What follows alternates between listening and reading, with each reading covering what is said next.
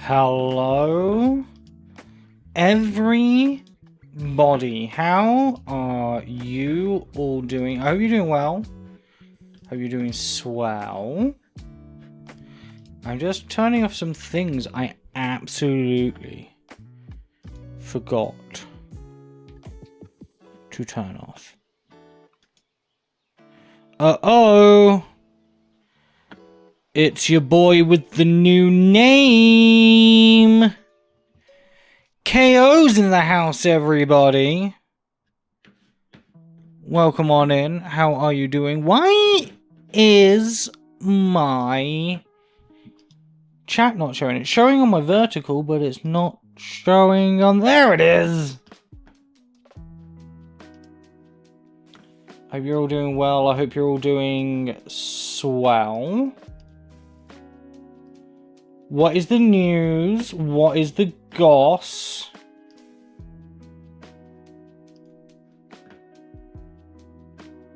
Anyone got any news?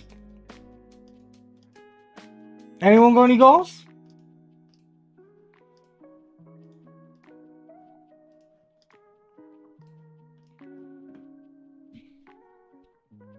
Anybody? Anybody got anything cool? They want to talk about anyone got anything that was exciting that happened within the last... I don't know. Anything that happened exciting maybe in the last 14 days? Maybe? Anyone got anything exciting there?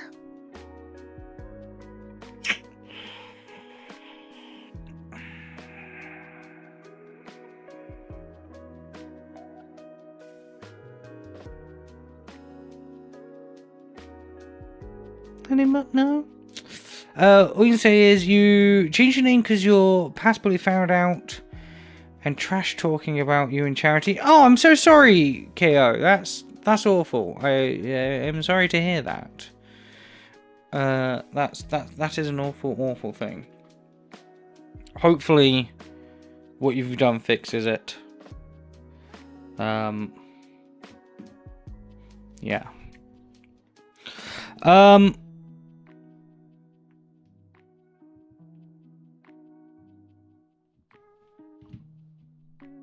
Salon, how you doing? How you doing? Whim! Welcome on in, Whim. I hope you're doing well. I hope you're doing swell. Welcome to Good Burger, home of the Good Burger. Can I take your order? I love a bit of snot! And it's true. Welcome on in. I hope you're doing good. Thank you so much for the raid. Welcome on in, Raiders. I hope you're well. I hope you're swell. I hope you're all having a fantastic time. Sorry, I'm getting like a buttload of notifications right now. And while it's lovely, this always happens. Always happens when I'm live. I really need to figure something out. Sounds uncomfortable. It is. It is. Your local LAN or Ian? I'm gonna go LAN. Managed to migrate to the new program. Oh, sweet. So your local LEGO Ambassador Network. So are you talking Arlog? But notifications are usually not to be ignored. No, notifications of the butt are not to be ignored. No, you should definitely go see your doctors. Steph Waffles, how you doing? Hope you're doing well. Hope you're doing good. For those of you who raided in and don't know who I am, my name is Jake. Jake is my name. Studs are my game. What kind of studs? Hasbro. No, I'm joking. I'm joking. Obviously, Lego studs. There's a lot. Lug. Oh, okay. Nice.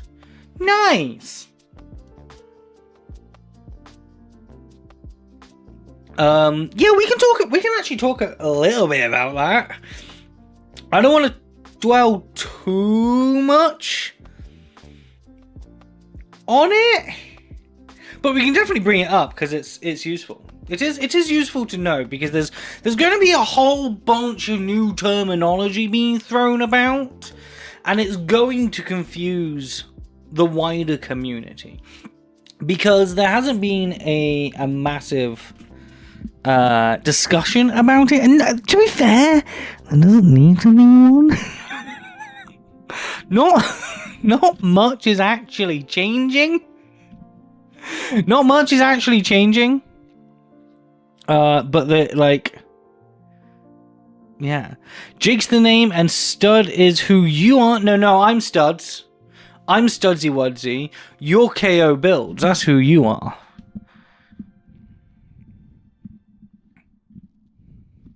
That's who you are. I didn't like how high it was. This is still good.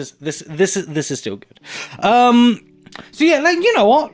Let's bring it up. Since it's been brought up, let's just dive straight into it.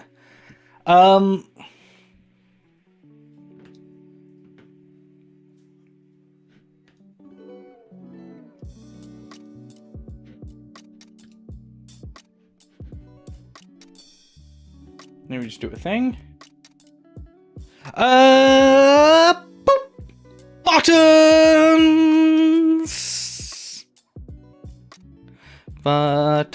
Buttons. Yeah. So one of the big things that has been announced recently by the Lego Group. It's been all over LinkedIn. You might have seen some of your favorite content creators. You might have been part of what used to be called an RLUG, which was part of this, but the LEGO Ambassador Network is dead, everybody. The LEGO Ambassador Network, no more. That's it. It's donezo. It's gone. You're never going to hear about it. You're never going to see it again. Why? Because it is now called LEGO Fan Club. Fan Collab, not club. LEGO Fan Collab. This is their brand new branding for it. It is honestly much of the same, at least in its current state. This is more now, instead of it being the Ambassador Network and a hub for ambassadors, ambassadorial programs, events run by ambassadors, events for ambassador networking, and ambassador communities. Still have your Lego fan club card somewhere? Nice. It is now a little bit more, I guess, a market portal, because you can more easily search around this thing to find what you're looking for and what you're not looking for. The only thing that's not updated so far is the events calendar. So, like, tells you what a Lego fan event is, and then all of the it's there's currently nothing in here at the moment. That's fine. This is really new. But in here is where you would find the old Lego Ambassador Network and the old Lego Online fan communities. So no, we're not playing football now. That explains the collab with FIFA. What? What's everyone talking about? Hey, Urban Spaceman. Hope you're doing well. So yeah, there are no longer Lego Ambassador Networks. There are Lego Fan Club, Lego Fan Collabs. Okay, that is what the new Ambassador Network is. or the RFLM, the Recognized LEGO Fan Media, is now the Recognized LEGO Fan Creator Directory under the LEGO Collab Fan Collabs. So in here you can find all of the information you are looking for if you're a marketeer or if you are just curious about who is and who isn't part of the LEGO Fan Collab. You will also be able to use this to find your local communities.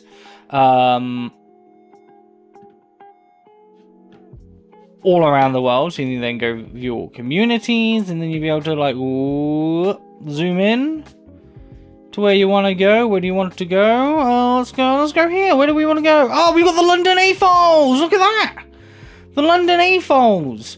I would love to join a LEGO community that's recognised. I'd love to join the London AFOLs. Who's up in Manchester? You got Northern Brickworks up in who's in Swindon? Brickish are in Swindon. What else is happening here? Got Gertlug up there. Brick Alley. Even Tartanlug is up there. You can't forget Tartanlug, or even our lovely friends over at brick.ie. So this is where this is basically just the new hub. To my understanding, I don't think anyone has been booted or anyone's not agreed to the new stuff, so it makes, you know, and the idea of this is it's supposed to be less marketing ambassador sort of content you're going to start seeing, and a bit more creative, collaborative, meaningful content. That is the idea anyway. So what do we all think? I think it's a pretty good rebrand. I think, like, it's hard to say collab and not club, but we will just get used to it. It's cool that no one's been instinctively kicked off or anything like that. You know, it's really like, here you can see it's highlighting authenticity, creativity, and passion. These are the new, what makes a fan creator, rather than sell. Oh look, it's Dan! It's Dan from the 2K AFOLs. How cute is that? More freedom than before. They had freedom before. Like, this is a common misconception for the LEGO fan medias, that they didn't have, you know, freedom to say what they wanted, or they weren't allowed to do XYZ. The only thing the lad ever asked was, hey guys, maybe don't. Maybe don't post leaks. Maybe don't. You're not journalists, no matter how much some of you cry.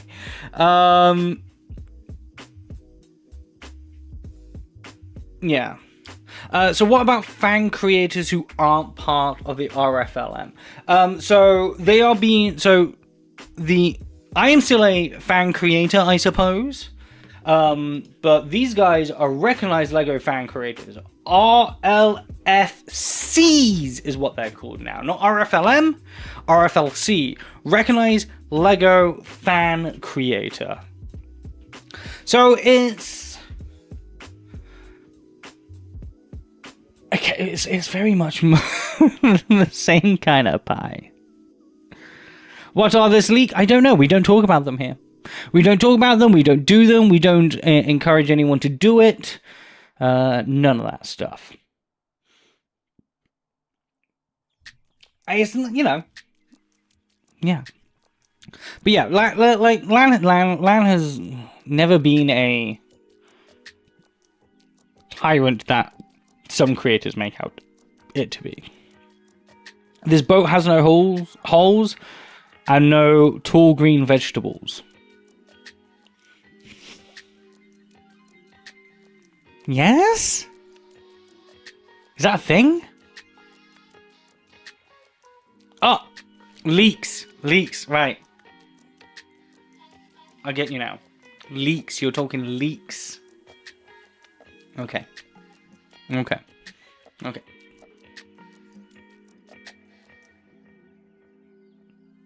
I get you.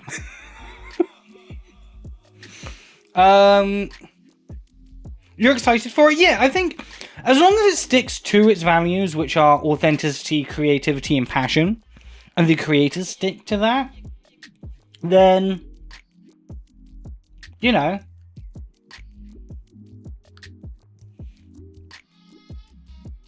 it seems like it can only be a good thing, right?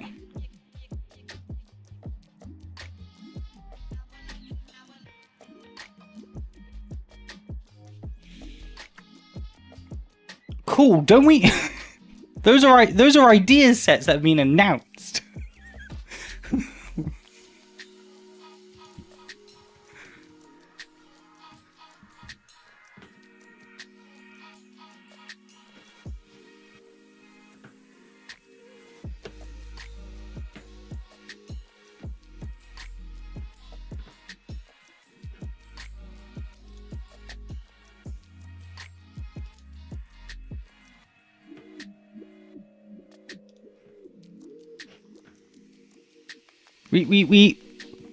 Those aren't leaks. We know that they're coming.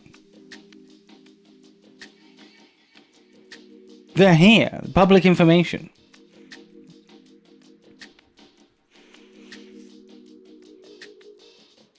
You're still keeping track of streaks? Hey, killer. It's absolutely fine. No, you don't need to be here every time. It's mucho appreciato, but you don't need to be here all the time. You did not make this easy for Mr. Disconnect around London. Look. Mr. Disconnect we don't talk about, okay? We don't talk about Mr. Disconnect! We do not. But what we do talk about is the amazing success that the stand-up builders had. Look at that number, guys. Look! Look at it! Look at it! We have raised $160,000. $160,635.49. Well done, team. You guys absolutely bossed it. 49 cents, people. 49 cents. Exactly. Exactly.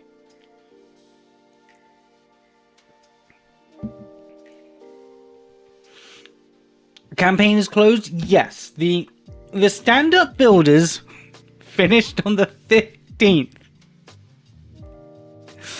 Finished 8 AM on the 16th here. What do you mean, wait, it closed? Of course the team campaign closed. It finished.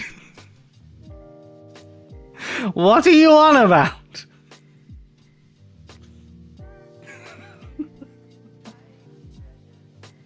What are you on about? Fair enough, your parents donated yesterday. Hey, that's fine. It still counts. It's just we're not collecting things as a team. Campaign never closes. Campaigns live forever in our hearts. It's true. You missed your individual goal, but you're told followers that if the main campaign cleared 150, you would still get the logo on your forearm. Wait, as a tattoo, killer? Are you... Yeah, we would not advise doing that at all.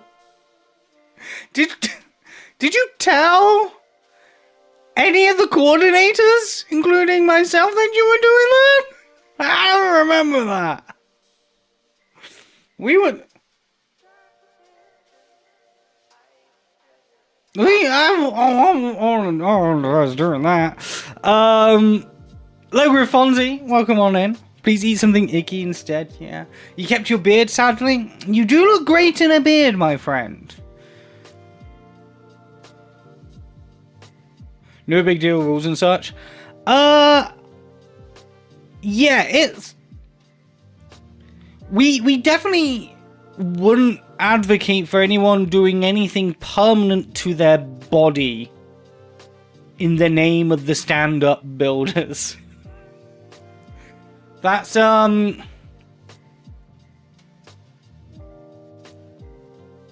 think the only person that would have a potential pass on doing that, and they would still have to argue with, like, Mia Moore and ASCII, would be Brian, because he started it.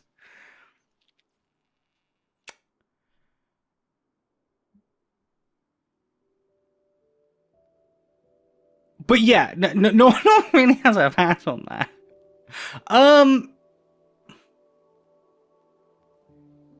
If you want to take this offline, we can take this offline. That's absolutely fine. Telling me that your Steak Judd's tattoo that you have booked is a bad idea? No. You can get Steak Judd's tat on you all day, every day. Absolutely everywhere. You can get Steak Judd's tat on you anywhere. If you want a premium Steak Judd's design, I'll be happy to draw it.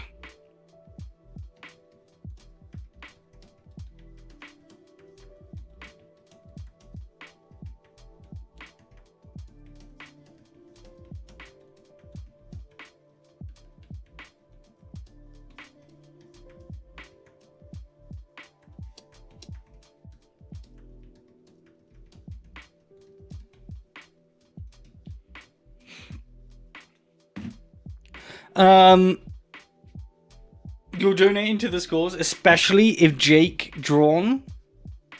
Hey, I am an artiste. Look at my work. Look at my work, everybody. I am an artiste. If you want a Studsy Wudsy original, I can give you a Studsy Wudsy original. What? Why not? You know, my tip jar is open, everybody! Exclamation mark tip. You want a Studsy Wudsy original? I can give you a Studsy Wudsy original. If you drop 100... Tip it. Tip it. Thanks, Camilla. If you drop 100... subs right now, I'll send you a Studsy Wudsy original that you can do with whatever you wish. Whatever you wish. Whatever you wish. Oh, the tip, exclamation mark tip doesn't work. Oh, it's in the description then. Hey Brian, how you doing? Hope you're doing well. Me and Brian were on a call early and something devastating happened to him, but it was also incredibly funny. Oh dang, no tips for Jake, no tips for Jake. Jake doesn't do this for the tips, guys. He does it for the art. He does it for the soul. He does it because it's in his bones. Did he poop his pants again? He's always doing this. Poops O'Brien! Poops O'Brien!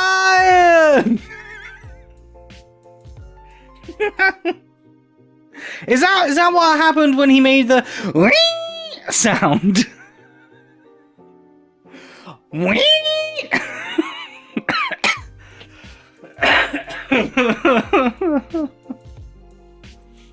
Wait, I was in a call when he found out how much it would cost to build himself a woman. Okay, it doesn't always happen.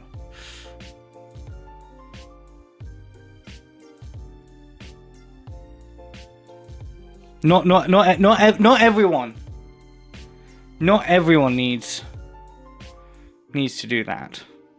Oh my god. Brian, Brian! Brian, it's not a redhead! But you could build yourself a girlfriend! Brian! If Bricker Bills don't send you this!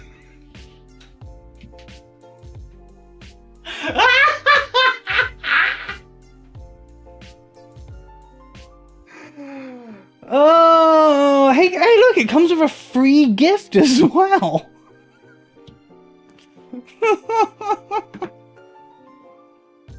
How big is it? Well, it's on pre-order and only has 10 items left. Whoa, whoa. It is just under a meter tall. It's absolutely humongous. It's about 13 kilos.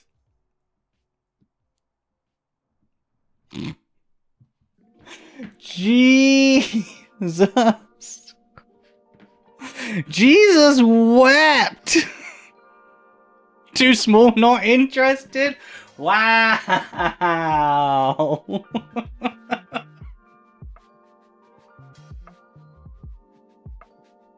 Brian is leaving now and is never gonna come back. That's not true. He can't escape me.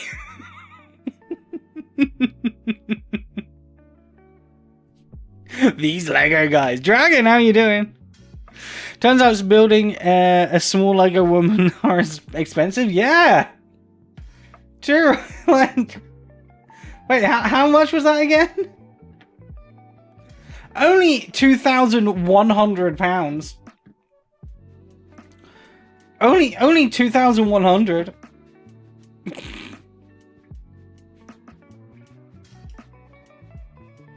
Next Tiltify campaign. No. We're gonna set up a personal Tiltify for Brian. This is gonna be the GoFundMe Bricks O'Brien's wife edition.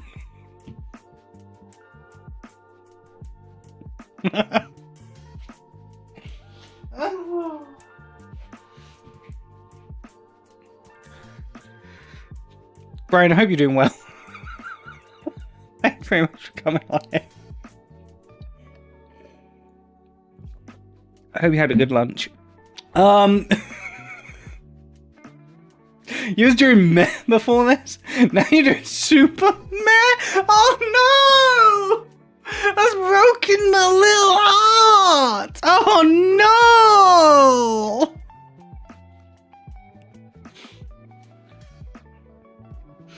Brian, no! It's one step closer to your Peach's castle. Maybe if you buy it and build it,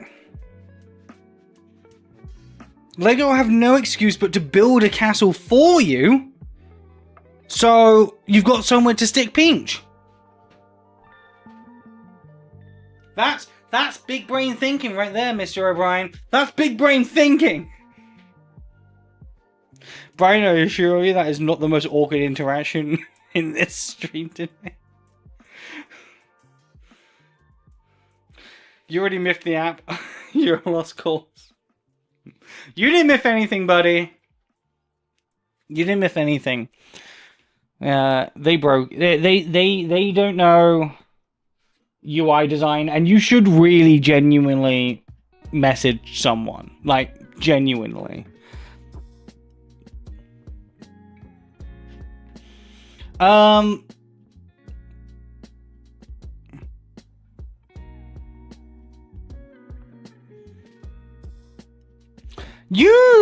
I think you could. Well, this is a little weird, potentially. First of all, you could reach out to just the general support. They would be able to forward it on. Or you could hit up people via LinkedIn. You could. The LinkedIn method is a little hard rogue, but you could. I would start with the support service, though. Personally.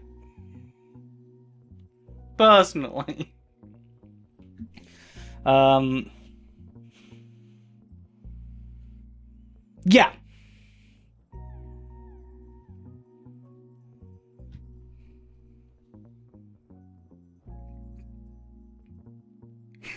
Alright. Let's have a look.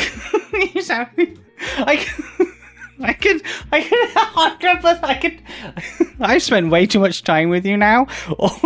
I hear how you speak in text. Alright.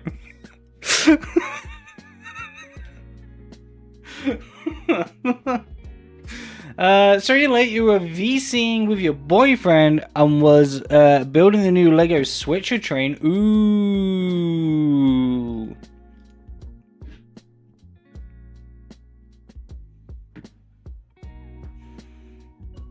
That's pretty cool. You're just that iconic, it's true.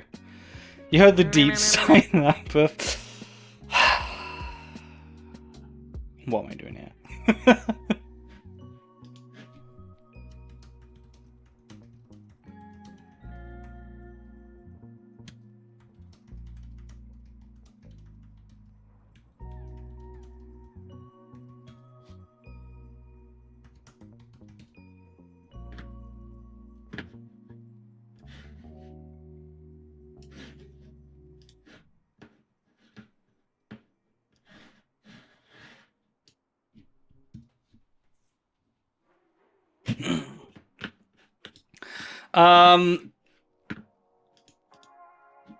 Shall we? Down. Have I got my Brickstastic started yet? That's actually one of the things I want to talk about today. It's one of the things I want to talk about today. Whilst building, we're gonna get into that one later. Okay, that one's the bottom of my priority list in terms of important things to talk about today, but we are going to talk about that today. You have a 14 kilogram of filler in the post, as in just like bulk random brick. That's kind of crazy. Building. What are you talking about building, huh? What's with the building? You know, this is, excuse me, a damn fine. It is a damn fine cup of coffee, although it's not coffee. I have juice.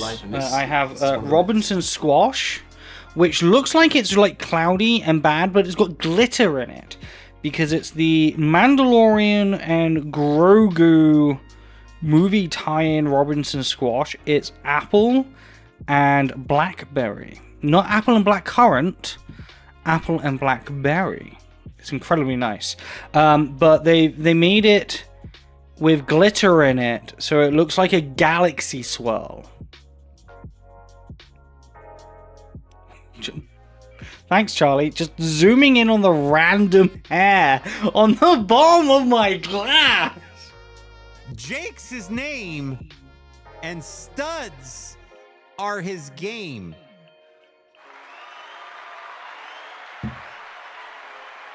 That is an inappropriate time to come and say that, Zach, but thank you. Watchable for 7 days a week, maybe. No one ever build like stream. It's true. Right. It has glitter in it. Can you still buy that? Yeah, you can still buy it. And yeah, they did it for Wicked not too long ago. The Wicked flavors didn't sound good though, right? But these ones are pretty good. These ones, pretty good. I like that Mandalorian flavor. I like that Mandalorian one.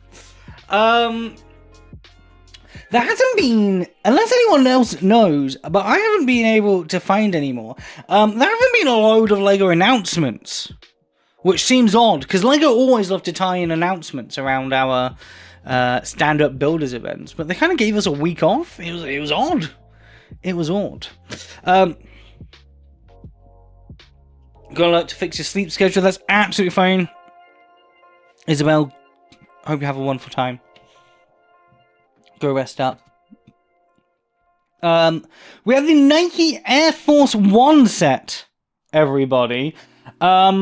This is an absolute killer set, right? This is a killer set. I don't honestly think there's anything. I don't think there's anything I could fault about this set. I love that it's got two. Right. I love that it's got two different swooshes to it. Right, Brian. A white one and an orange one. I absolutely love that. I think it is, to me, the Air Force One. Right. Stop it. The Air Force One is the classic Nike silhouette. Next to the Jordan. Obviously.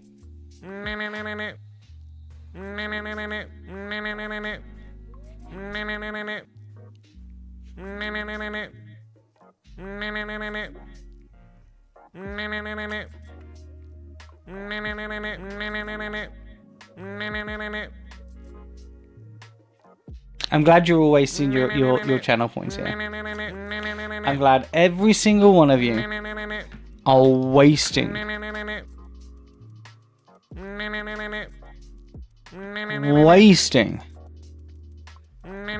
your channel points. In fact, there's something I need to fix. Who's this one I need to fix? No, that's fine. You guys carry on. So yeah, I think this is an absolutely killer set. I think the price, the price is always what the price is going to be.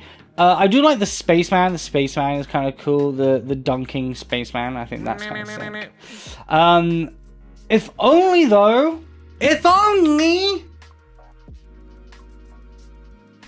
Lego would come out with an adult Nike Air Force One. That would be the tippity top of the iceberg for me. That would be tippity top.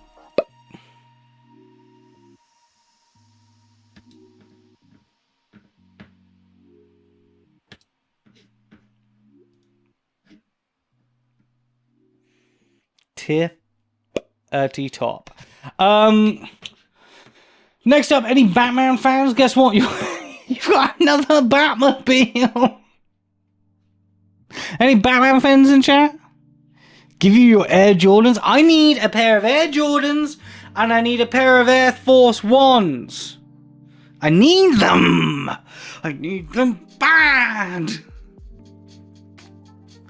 But any Batman Returns fans in here? You've got another Batman set. You've got another Batmobile. This one is £189. It comes out September 4th, and it's the Long Boy from Batman Returns. It's nice. It's cool.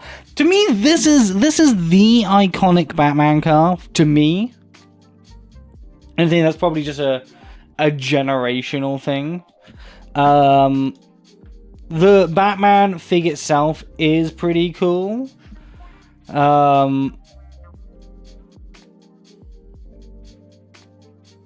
Would I go out of my way to get this? No. Still no. I'm not a big enough Batman fan. I'm just not. It's cool though. It's cool. I like all those prints. The Batman looks at that like that big rubber like molded piece looks insane. What I'd love to know is if the cowl on that is dual molded, or is it one of those stupid Batmans that have the sweatband?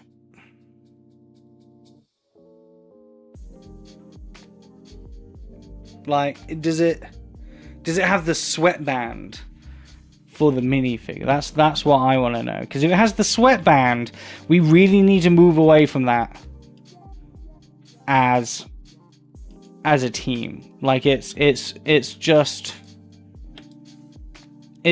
not the done thing. What is really cool about it as well is that it does have the transforming feature. So it goes from like the car mode, and then you can snap on by the looks of it. The Batmobile-ification of it, which is kind of cool. I like that. It's smaller than 2019 one and almost just as expensive. Yeah. Everything has gone up though. And people will buy it. People will buy it. So you can't, you really cannot blame Lego at this point. You have to blame other AFOLs. You have to blame AFOLs and their children. That's what you have to blame there. Or rich grandparents. You missed a step near the end of the crane without looking at... You knew where two pieces went? On your train build? That's pretty cool. Look at you. I quite like this. Again, to me, it is the iconic Batmobile. I think it looks pretty slick. I think it looks pretty fun. I like the fact that you can snap it between the two different modes. Did the 2019 model have that? I don't think the 2019 model did. Although I don't really remember the 2019 model either.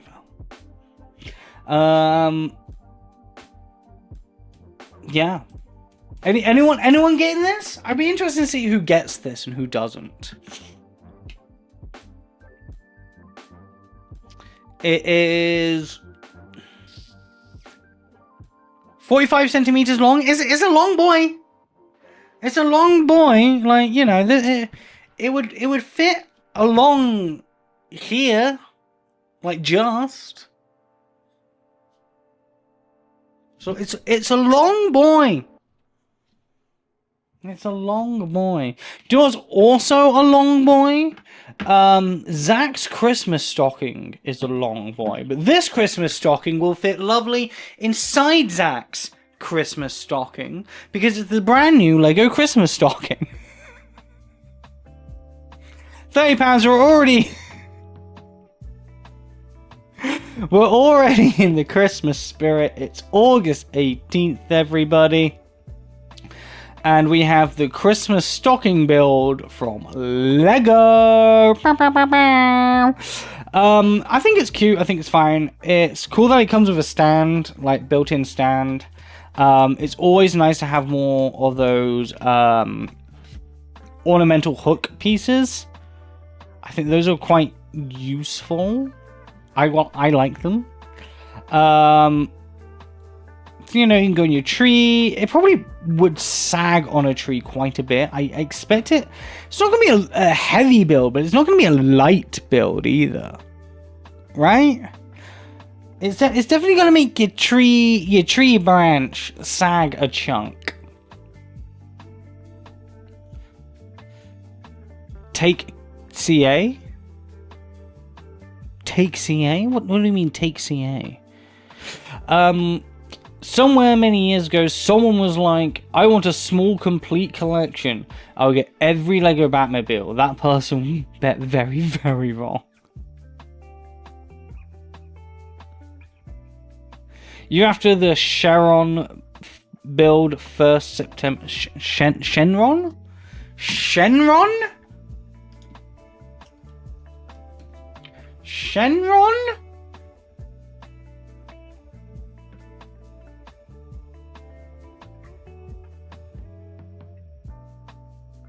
Twitch just added that? You didn't type that? I'm really confused. What's happening here, Zach? What's happening?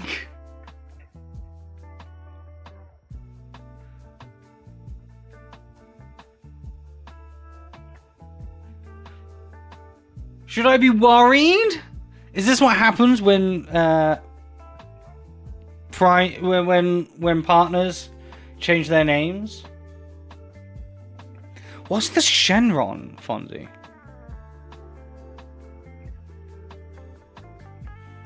Twitch, keep it up. Can we not? Can we not? What are these? What? Shurikens of ice? What? Oh, they're just giant foam shurikens. That's rogue. Fonzie, we don't... Unless it's announced on the Lego.com, we don't talk about things like that here. We don't talk about leaks or rumors, or anything of the shorts.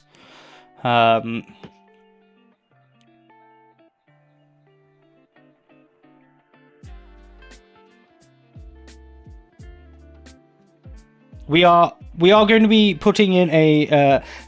one of the announcements today is we are going to be putting in a harder, stricter rule about leaks and rumors.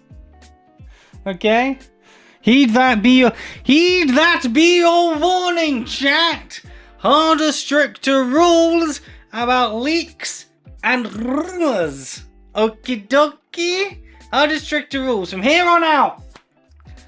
Mr. Studs, hard on out.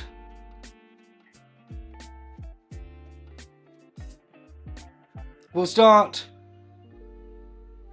Do you know it could get harder?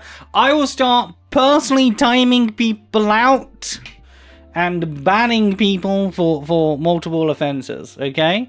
And it will be a per stream ban, so you will be streamed for the minimum length of however long I'm going to be streaming that day for, okay? That's how long a timeout is going to be. I have spoken.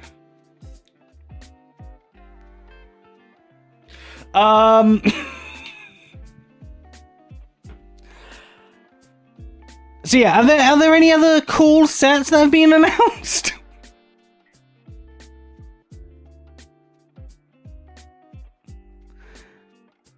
Finally, a way to get banned here. It's been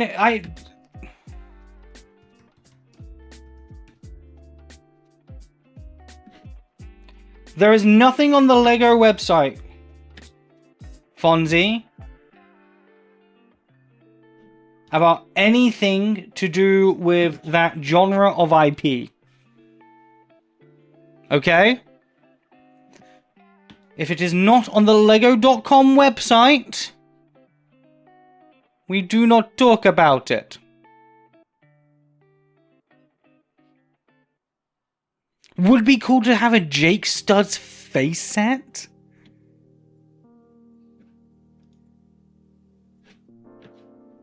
A Jake Studs face set? What? What? You want my face as a set? I can't tell if that's a threat or an excited prospect. What?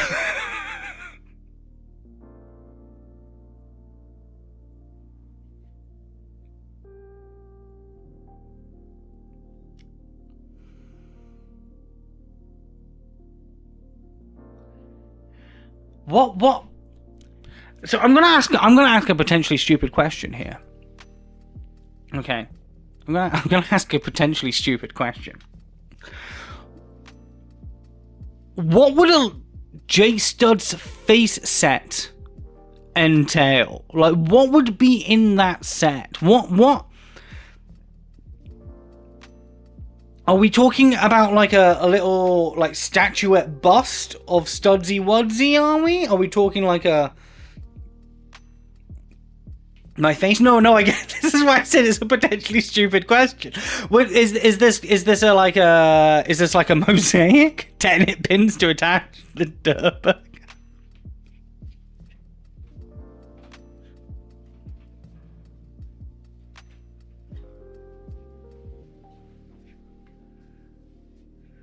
Is this what you want? Is this what you want?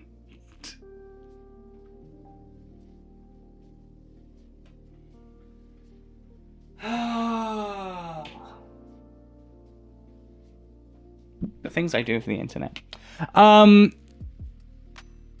You already got what you wanted. Is your favorite Discord? Sorry, have you really made that a GIF?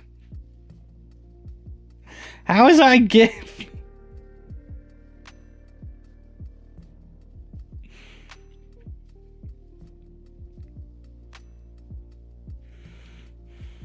Maybe a mosaic or a Lego art set of my face? No one needs that. Would it come with a minifig? Would it come? Would it come with a sig fig? Would it come with a Studsy Wudsy fig? Is that what it's gonna come with? One of these? Just an art mosaic set of me going. And this guy?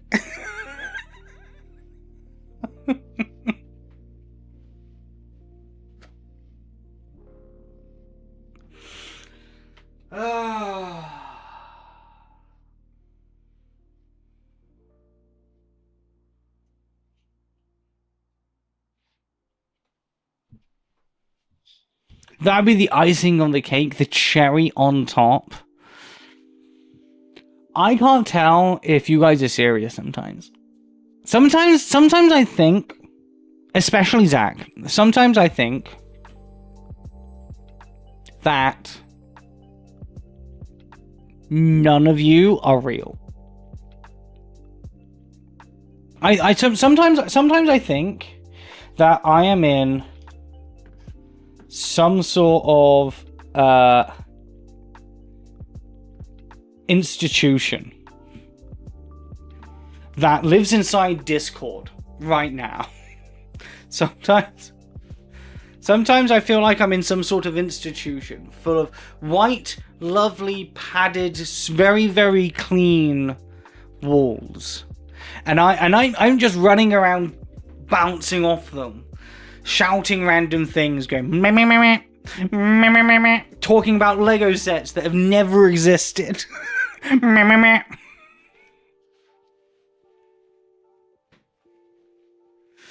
I don't think it doesn't matter if I've met you in person or not. It doesn't matter. That's called a hallucination, creeper boy.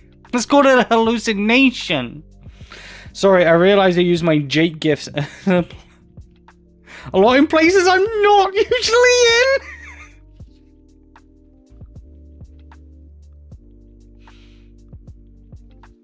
Where am I being used? What is happening?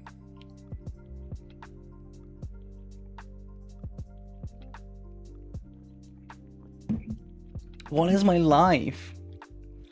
Chat, can I get a new life? Any new lives in chat? Any new lives? Anywhere? No? No.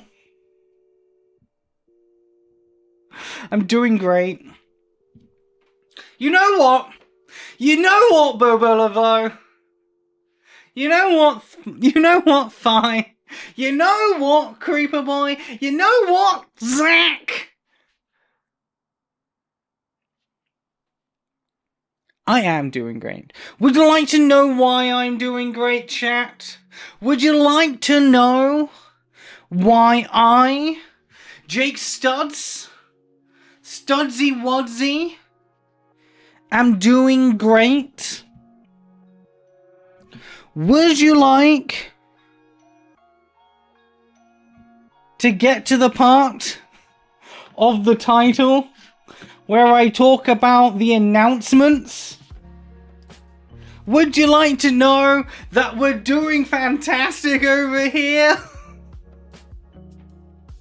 Would you like to know?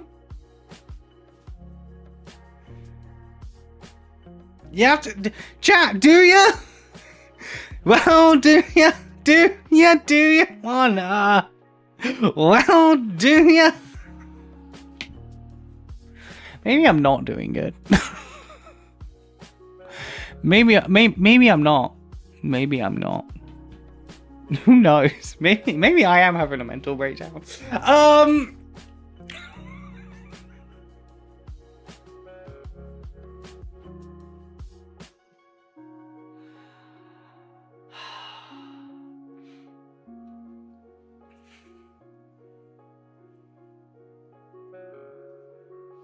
Sorry, there was no great sound ready for that moment. You would like to know the Muffin Man? The Muffin Man? You want to know the Muffin Man? The one who lives on Drury Lane? Awooga. No! No sad trumpets! No sad trumpets! Shall I tell you why no sad trumpets? Because, chat, this November, your boy is off to Canada. That's right, everybody. I'm coming to North America, but I'm avoiding the America. This November, I am going to the Great Maple Leaf in the Sky. I am off to Canada. Why, you might ask? Am I off to Canada?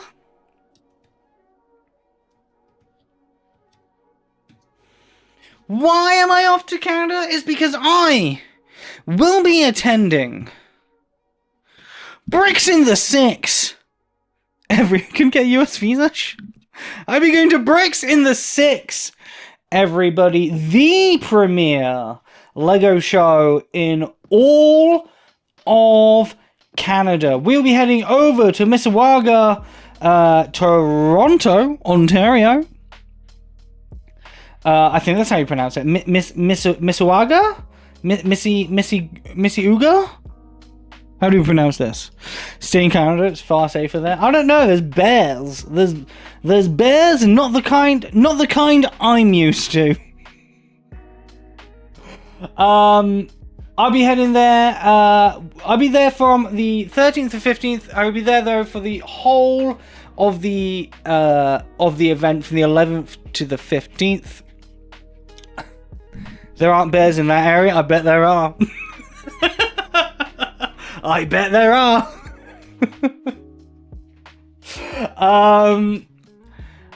And I will be heading up the gaming area this year. The lovely organizer and friend of the channel, the amazing and lovely Graham Diamond, who is a Lego certified professional, hit me up and was like, Jake, would you like to boogie down in Canada Town? And I was like, yes, I will. So, if you are within the Ontario, Canada, Toronto, Mississauga, it's the last bit I'm struggling on there. Sauga. If you're in this area, look, guys. If you are within, if you're within this area, okay, at an absolute minimum, Mississauga? Huh. Mississauga. Oh, Mississauga. Okay. If you're within the area, I would forget the U. Interesting. I would love to see you there. I will very rarely get chances to head up to the great north of Americana. So if you're in the area or you're thinking of visiting this year, but you're like, what's the reason that I should go? The reason is Studsy Wudsy. Hi, my name's Studsy Wudsy. Nice to meet you. Jake is my name. Studs are my game. You know what you're thinking, Jake? So you're just gonna go there and you're gonna chill? You're gonna chill for a hot minute? Nuh-uh.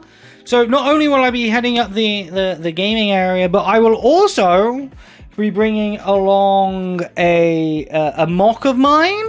This will be Jake's his name, and studs are his game. Yes, exactly. It is true. I did just say that. Thank you. I I'll be bringing a mock of mine. I'm gonna hopefully bring some augmented reality stuff. If I can get enough done in time. August, September, October, November. We've only got 3 months to get a good chunk done. It will, if I can get enough done, it will be at least partially what my new big mock for the year will be, which normally gets its first display and normally only display at Bricktastic, but this year we might be going global, guys. This year the first display of my next mock could be in Canada, and it could be at Bricks in the Six. So get your tickets now, everybody. Link is in the chat. bricksinthesix.ca. I want to see every single one of you there. You know what? We should probably have a command. That is absolutely fair. I've never been to Canada before, so over these next handful of months, over these next 3 months, I need to get all of your Canadian facts from you. Okay? I need to know where the best poutine is. I need to know where the best maple syrup is. I need to know I need to know the rules of ice hockey. Okay? I need to know who plays ice hockey. Yeah? I need to learn the lyrics to Baby No Money songs. And I need a toonie. This is what I've learned recently, that you guys have loonies and toonies in Canada, and your toonies smell of maple syrup, and your toonie is money, right? And then your prime minister is a Brit.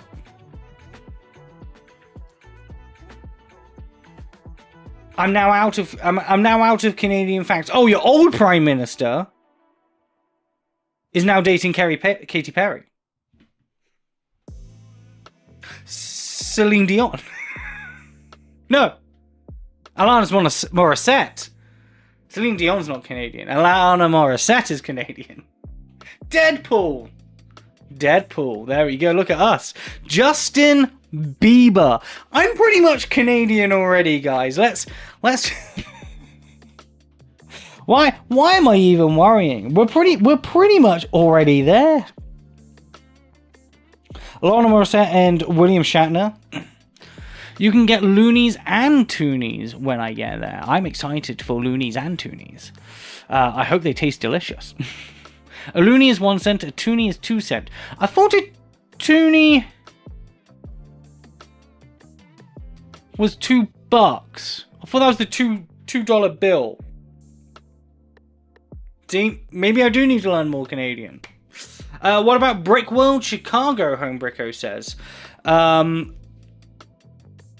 But it's a coin, not a bill. Wait, what's the bill though that smells like maple syrup? There's apparently a Canadian bill that smells like maple syrup. That's the one I'm excited for. Brick World Chicago. I'm not gonna be heading to Brick World Chicago. You know, unless I get invited out and they are willing to spot me a flight. The 10th, maybe I need to actually. Normally, when I travel, I only ever use my card. Because I have like a 0 exchange rate fee on my card.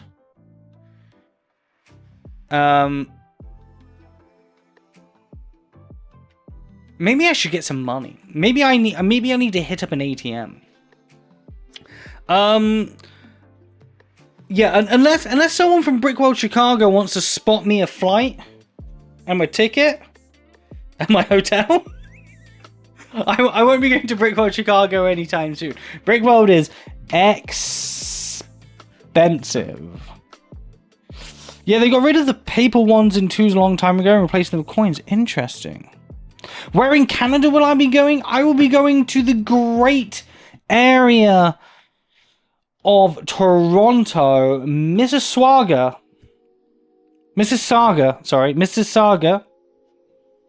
Toronto. This is where I'm going to be going. I will be there for Bricks in the 6, Fi. Just use an ATM to get some Canadian cash, and then you can change with loonies and toonies, no problem. Great city, never been. I'm hoping to explore it a little bit. I would like to do a live stream from there. I don't know how feasible it's going to be, but we could always give it a try. Hopefully, maybe, who knows? It's definitely it's an interest. Yeah, just live stream from local place. If local's close by, I would love to visit local shop. That sounds fantastic. We've seen others stream poorly from their live. Oh, really? From Bricks in the 6? Is it stream poorly because of signal, or stream poorly because they're just not as entertaining as myself? Ah, okay. So there's a good chance I will have the exact same problem then.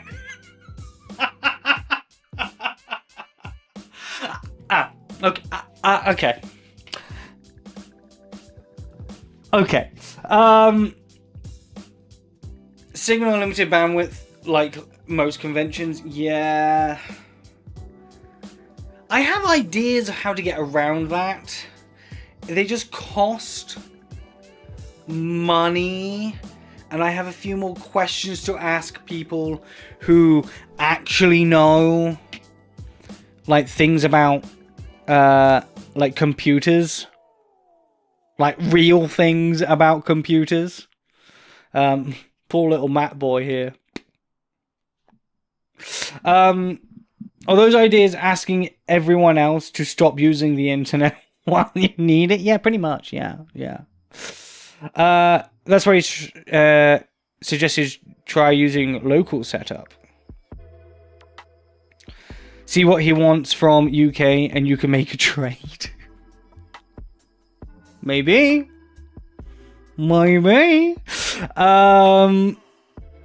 Niagara Falls is about an hour and a half from Toronto. Ooh. Maybe I could...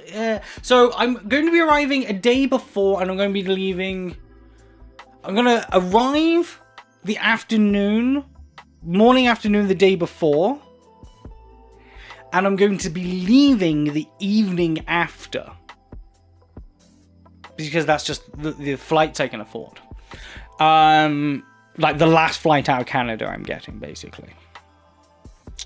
So maybe I'll have some time at some point to see Niagara Falls. I mean, it'd be pretty sweet to see Niagara Falls, I'm not gonna lie. Those minifigs magazine, I can stock up on minifig magazines for local. Yeah. Niagara Falls is pretty cool, especially in winter, but it's a ways from where I'll be. You're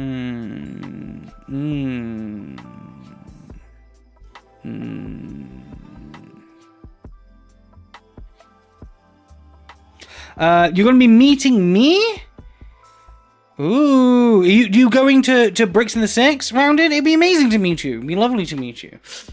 Cereal? What about cereal?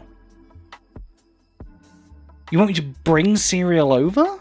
Or does Canada have a very special cereal?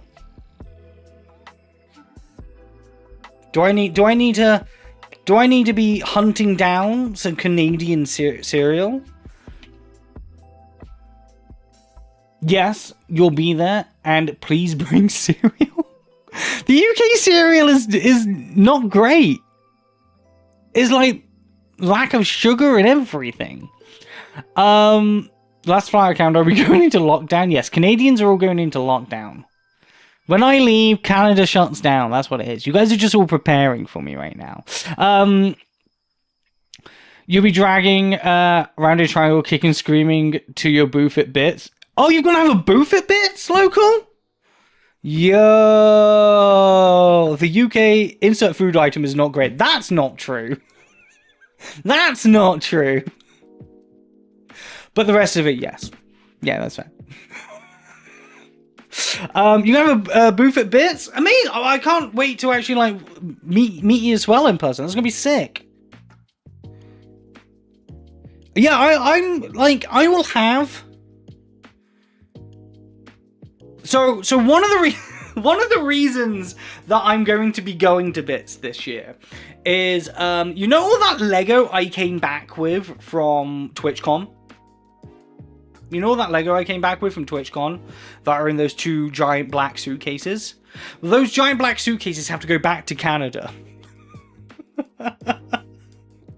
And through discussions with the person who owns both the convention and the suitcases,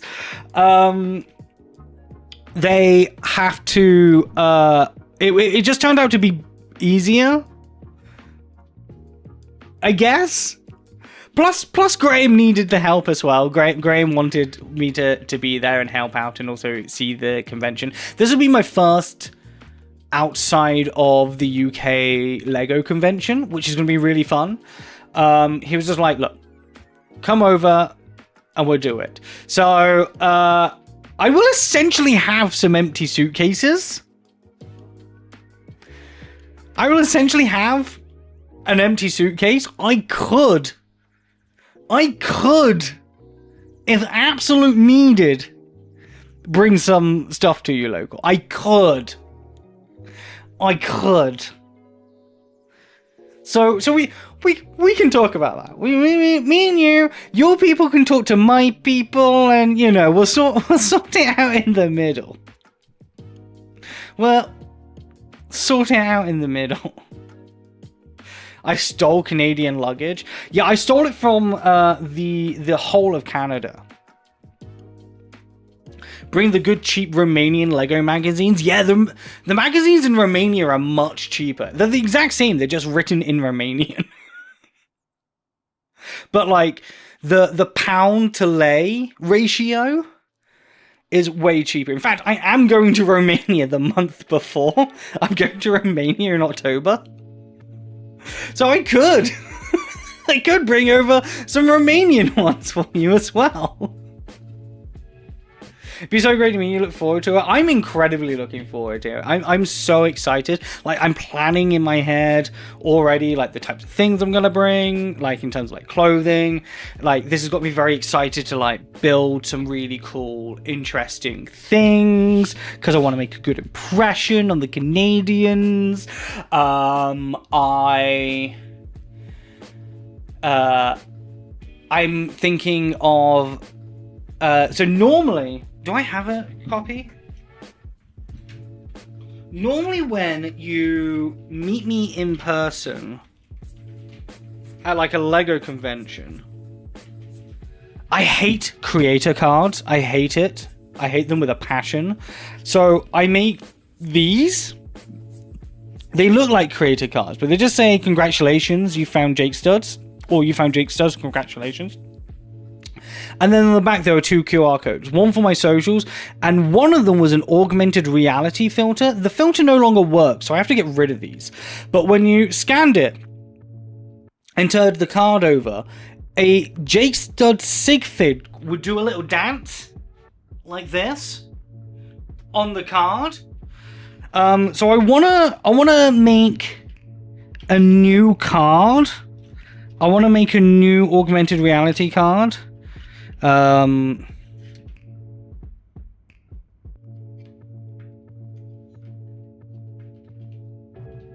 I need to get thinking of a design of that and find out how much it costs. I want to make something really nice though. I don't want to make something that is like ugh, whatever. But I want to make something really nice. Don't pack too early. It could be warm and raining, or it could be freezing and snowing. I look for like it sounds like it could be like the UK, or it could be absolutely the opposite of the UK. Or both. True.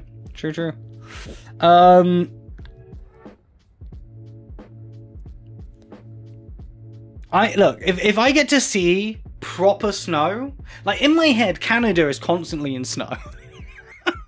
And you guys are at fault for that, okay? You guys are at fault for that. All of your media that you pump out of Canada is just snow, okay? In the same way that you guys think that we're always, like, drowning in rain, we think that you're always covered in snow. So I'm excited to see some Canadian snow. I want that big, white, fluffy wall. I want that Canadian goodness, baby. You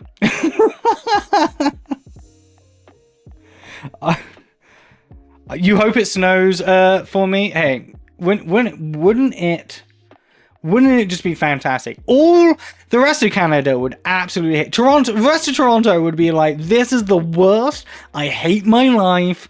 Why is this happening? And then you'll remember, oh, Jake Studs is here. He wished for snow. I blame the genie that Jake Studs owns.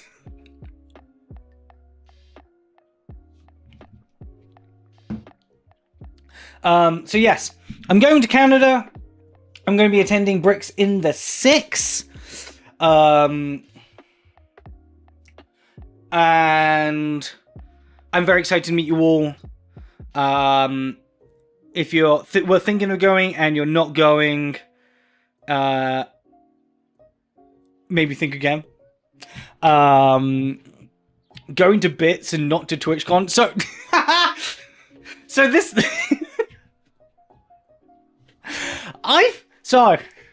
I told Brian that Graham reached out to me. Graham reached out to me and asked me. And then within a week, Brian turned around to me and went, "Oh, Jake, it's a shame you accepted to go to Bits. Because there was an opportunity for you to go to San Francisco to go to TwitchCon." Oh, San Diego. Yeah, you're all the same. San Jose, San Francisco, San Diego. It's San without the sand is what I'm learning. Okay, it's San without the sand. Also, I've got a feeling getting an American visa would be much harder. I have to go through like a whole interview process, etc. Do you guys want to know what I had to do to get a Canadian visa? I had to pay $7 Canadian dollars, which was about £3.40, and be like, I'm going to be here, and I'm leaving then, and my name is this. Thanks. And then I got an email within like 30 seconds of being like, "You're all right, mate. All right, come on over."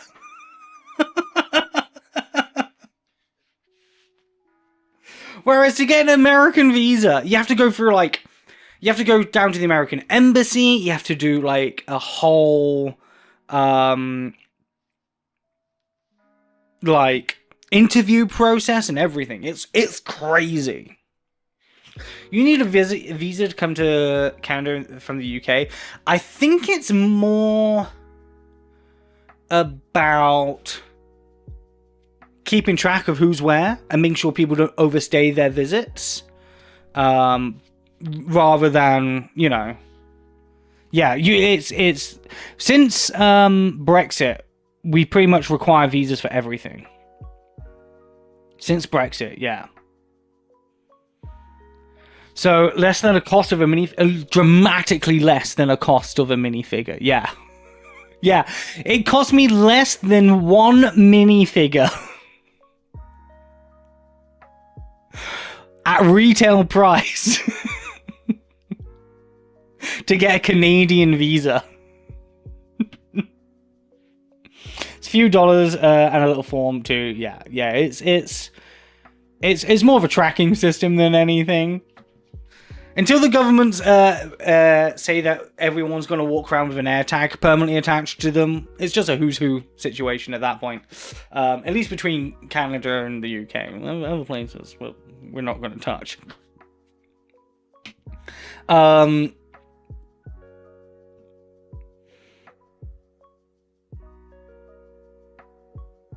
But yeah, so maybe hopefully I'll have the opportunity to go to TwitchCon North America at some point in the future. If that was my only chance, then that's fine. I also understand that. Graham got to me first. Sorry, those sneaky Canadians, Brian. Those sneaky Canadians. We're still friends, the UK and Canada. Yeah, you guys have one of ours as your Prime Minister. We have to be friends. Congrats on the trip to Toronto. Hey, thanks. Thanks, buddy. Thanks. Guys want to hear some other good news? Some other cool news? You guys want to hear and see something really quite cool and interesting? Huh? You guys want to see something really cool and interesting as well? My second announcement, because when I said I've got announcements, I did mean plural. I did mean plural. That's right. You don't know if you can take more excitement. I know. Your boy Jake Studs, aka Studsy Woodsy, at Jake_Studs,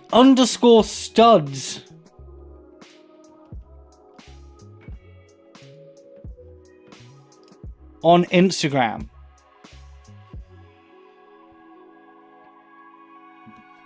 is officially in a Lego.com video. Look, it's me, Jake Studs, the guy. None of the steak. That's not steak judge there. That is pure class. Jake Studs, grade A, A1, Jake Studs, the guy. You guys want to know the story behind this? The real dude. The real dude. So you might have remembered all the way back in February, my streaming schedule back then was pretty hit or miss because of two reasons. One, I not long lost my job and I was trying to figure all that out. And two, was because I was on set with Lego. Pretty cool, right? I was actually on a Lego set for official Lego content. So, where you can find this is you have to go to kids.lego.com. So you have to go to the kids side of the website. Okay? Fight the Charizard that flies around, because when you come onto the kids website, this little bugger, you know, you just get out my way, Charizard. Get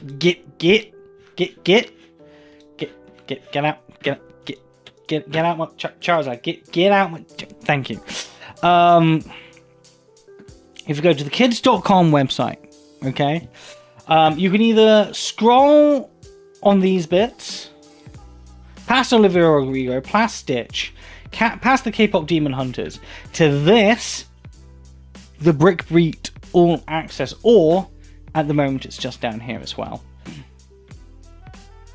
And you will find what is called Brick Beat All Access. It is essentially like long form commercials, I guess, for Lego products and activations and content Lego has filmed, and they sort of make like a kind of a clip show, and you've got these two in the middle who are hosting parts and segments and stuff like that.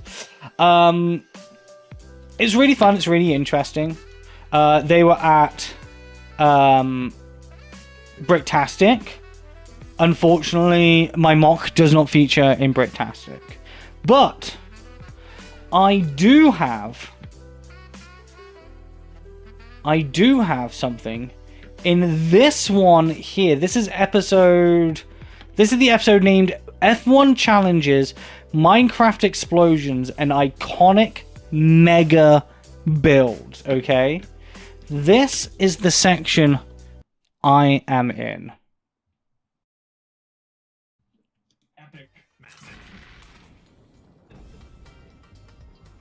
That's not me exploding, by the way. That's not me. Inspired me. Let's play a game with this Lego catapult. 15 seconds to fire as many foam balls into the hoop as Get ready for it, guys. Get ready. I know a guy. I'm the guy. I'm the guy. 3. Pretty cool, right? So that's actually a model I made. I made that catapult. This I'll give you a little secret here. So this was actually the least.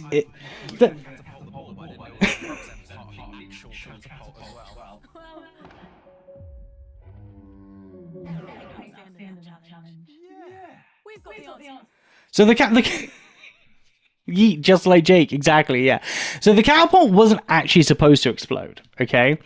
The catapult wasn't supposed to explode. I had spent a couple of evenings building this behind the scenes. And when I was testing it, and I was sending them test videos of this catapult, and it was working with me. I was flinging. The reason it's quite big for a little foam ball is because I didn't know they didn't know what they were flinging yet.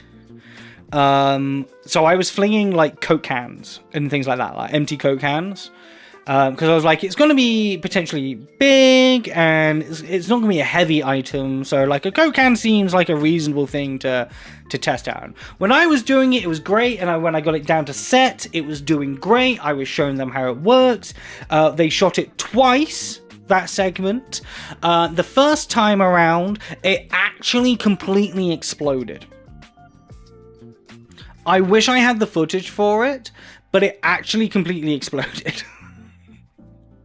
So I had to go away and rebuild it, and the second time around that you did it, just the top fell off. No matter how many times I tried to show them that it worked, every time he touched it, it exploded. So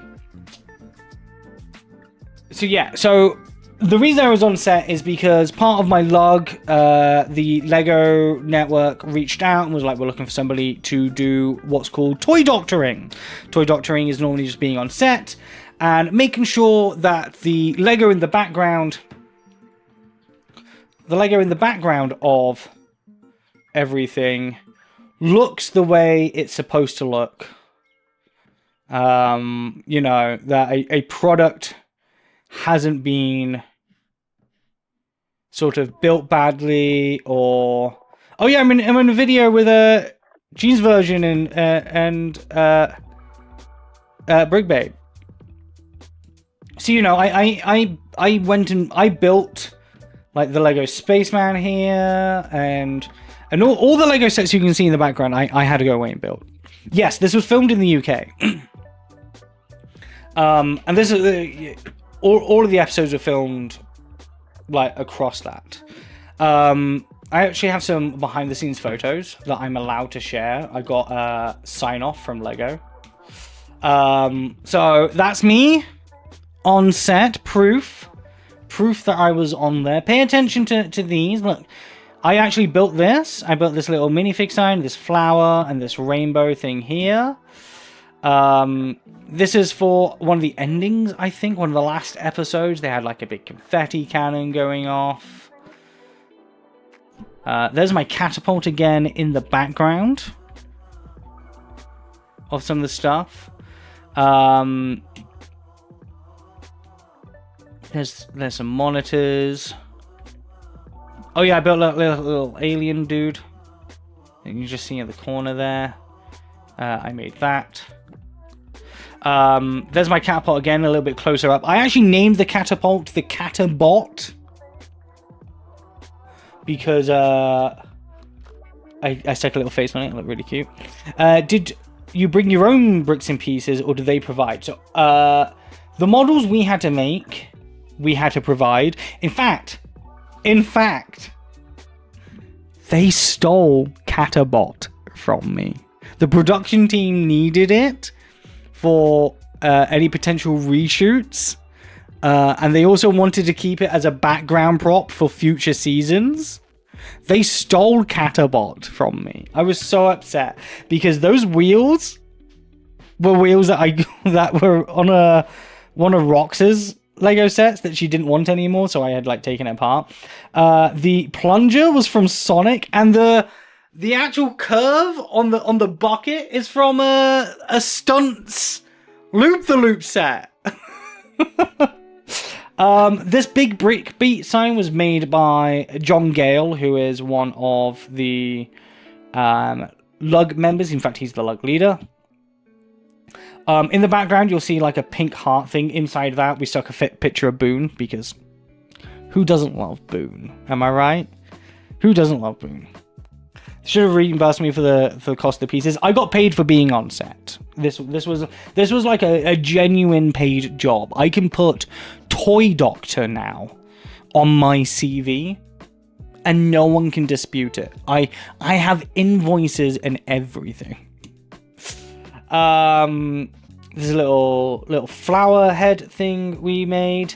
And every time you see this in the background, this minifig display, these are all my minifigs. And I snuck in Jake studs. So my sig fig is in the background of all of the shots.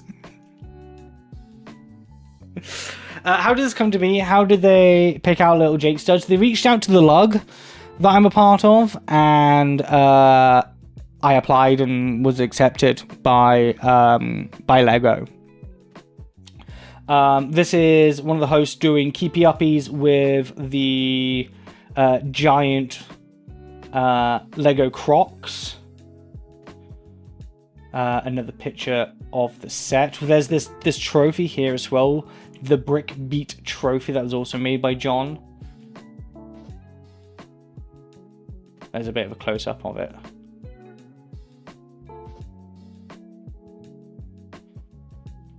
Oh yeah, and there was a giant toilet.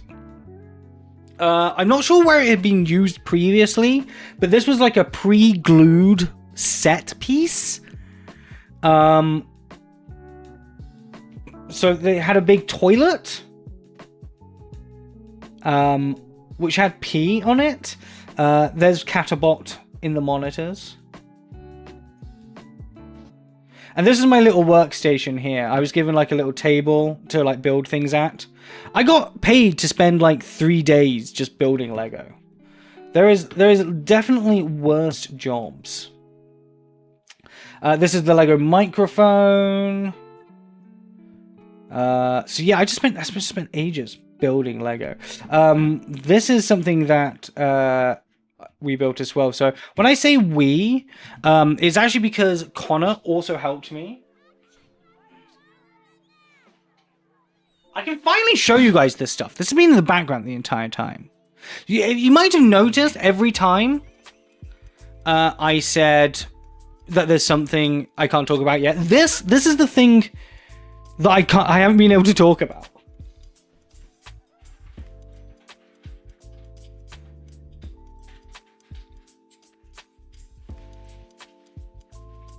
Which I can now talk about. So I think they stole my bracelet. So in this photo, there's a bracelet here that that actually Connor made. He also made some earrings that they didn't. They kind of used. They kind of didn't.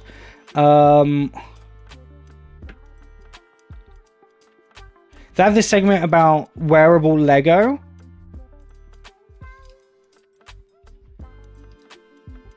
And you can see here she's wearing suddenly some Lego earrings. Did they stick an actual mic inside that Lego microphone?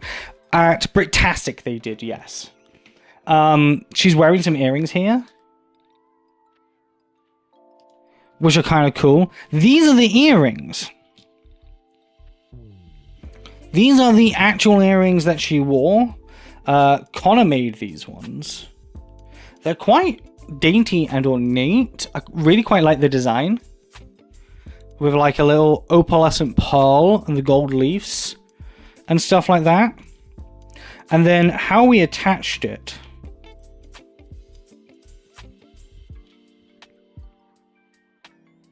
was like this. We have like a little clamp, and you would just stick it on the earlobe and pinch. That way you can always make sure it's going to stay, but it's not going to like injure anyone, or you're not having to like put Lego into people's like holes in their ears and things like that, which wouldn't be sanitary. Yeah, clip-ons. And then we also made, because when I got there, Lego themselves were quite hesitant about the idea of them being quite dainty looking. So the other alternative was this one,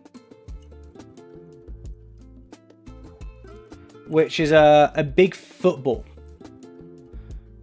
Which Lego did like, but they thought was too big. So in this segment,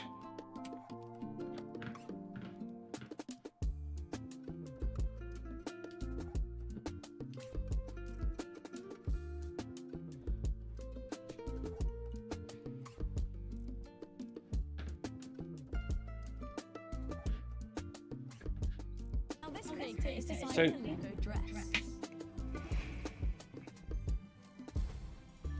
Which gravity-defying movie is it inspired by? Find out in just a moment. is it this bit? Did they talk about it later? Oh, it was later. With pleasure. So yeah, that's a bracelet we made. These are some of my favorite condiments: ketchup, mustard, and if you look really creepy, mayo as well. Say hello Yeah. to my little friend. Is my life experience just not unique at all? Come on. There you go. As if by magic, straight from your ear. Oh, you're so My own lot, football earring. Horo mock. It was made by the guy, my friend. They were made by the guy. So yeah, we made some Lego earrings. There was actually, as well, a Lego necklace that went along with it. Because they asked for a necklace.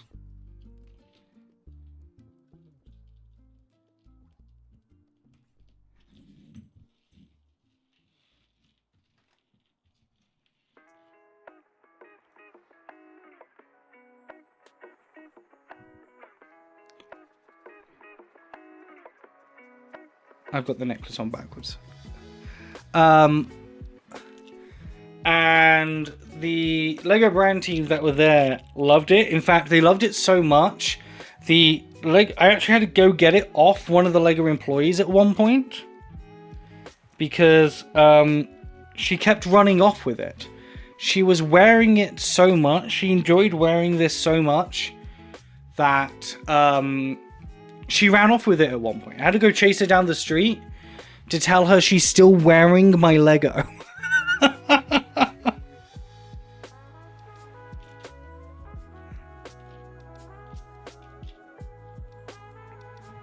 So yeah, it was a similar design, just with a slightly different accents. Made with chains, all joined together by gold leaves as well. Ooh, there we go. A lovely Lego necklace. This is my pot of hands, because I had to take some hands out for something. I can't remember why, but I have a pot of hands. Spare chains. I had to wear this on me at all times. And it's just full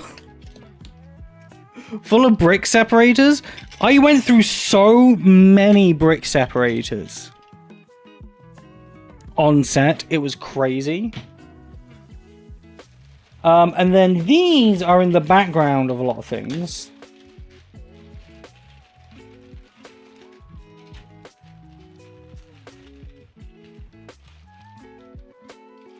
So we made a bunch of different Lego images. There was a lot of sports themes, so we did a lot of sports. This was originally on here, like that. So these are all in the background of the set as well, which is really, really cool. Just little tiny mosaics, but you can point them out and be like, oh, there he is. Oh, there it is. Oh, there it is. Which is really, really fun. So yeah. Oh, and then for the toilet scene, I walked away with the skateboards. So the toilet scene is like a skate bowl of some description.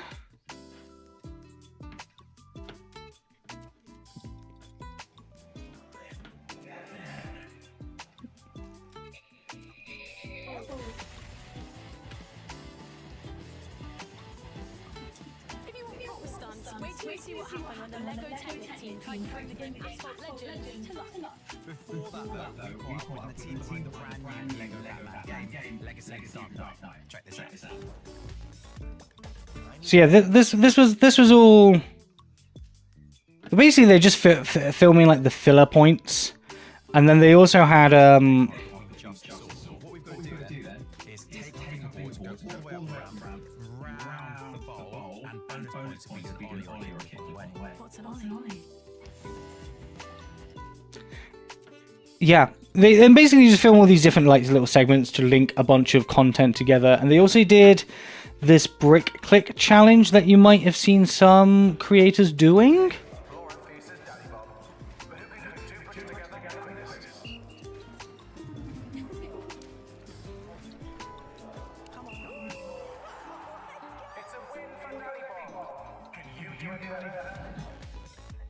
Soon you'll find out the Lego Technic team.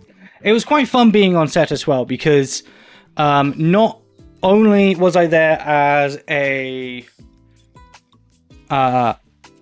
toy doctor, you know, making all of these things and making sure Lego looks good and things like that as well. But I was also... Where's the background? I was also like the representative of AFONs there, because the production team, bless them, they work on a lot of Lego projects as a team, but they had no idea about all the different influences and like AFOL language and like what an AFOL is and all the different terms and things like that. So I was kind of also like used as like a dictionary, as like a cultural translator as well. And every now and then they come up to me and be like, Jake, this person is in the in this video. Is this how you pronounce their user? Do you know who these are? Do you know how they pronounce their username? I was like, yeah, I know who they are. It's blah blah blah. Like, oh, okay. They didn't know why they were sticking Boone in that picture frame.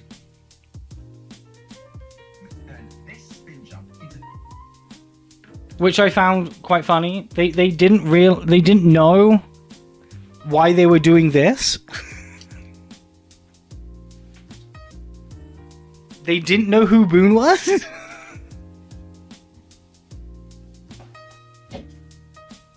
I was like, that's Boone.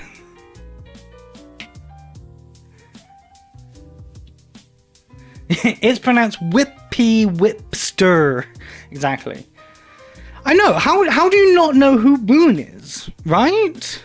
And I had to explain to them like the lore of Boone. I was like, well, he started off on YouTube as like a content creator and as like a maker and crafter and a Lego maker, and then he went on a reality show called Lego Masters in America, and he came second.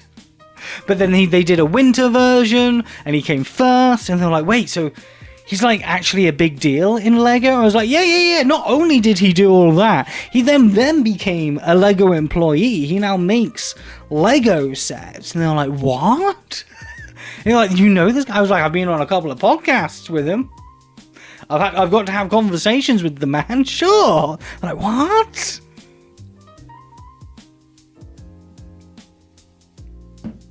How do you know these famous people? I was like, well, I'm Jake Studs, internet person. Originally, here's another little bit of insider goss.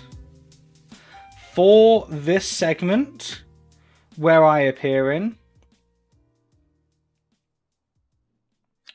as the guy.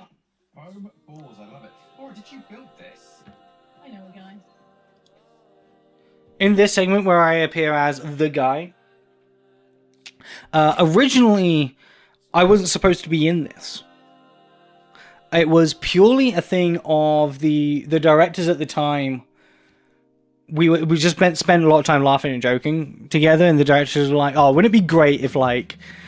When they said, I know a guy, like we whipped the camera over to you, Jake, and it's like me and my little table.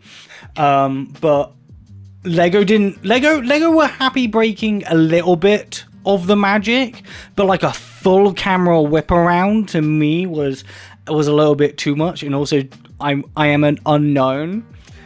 So they pitched Lego the idea of just my head popping up, and they sent me a clip of it because they asked me for obviously they asked me for a profile picture, and I was like, yeah, sure, here you go.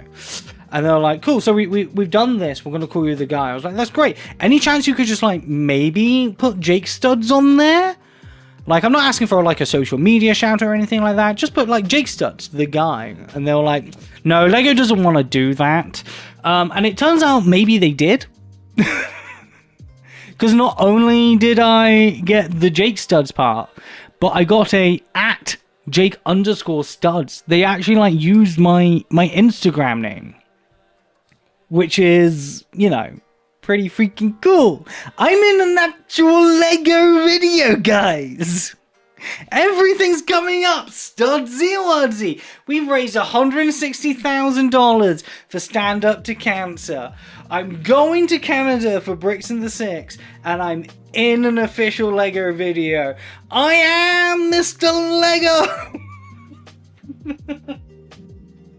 It's all coming up. Studsy Wudsy. Congrats on another amazing campaign, bro. Hey, thank you, Whippy. Thank you for just everything you do in life.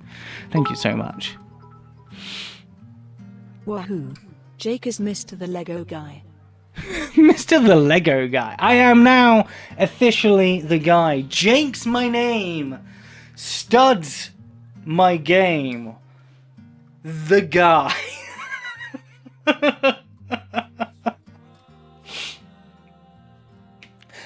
So I might make a little. I'm going to see if I can make a redeem.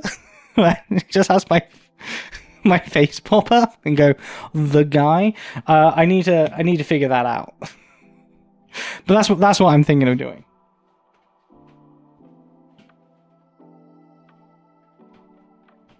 You need a redeem! Exclamation mark the guy, right? 100%. 100%.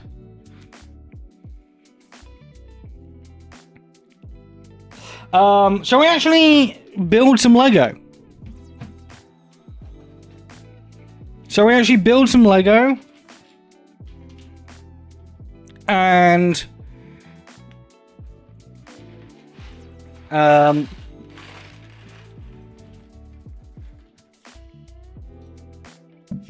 talk about mocks.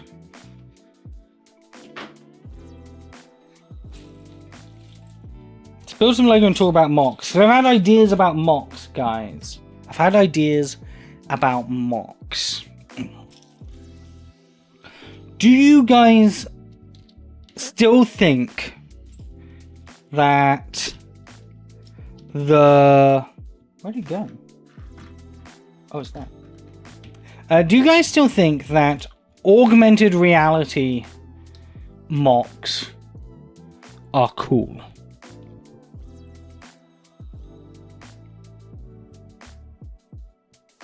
Do you guys think that they are interesting enough?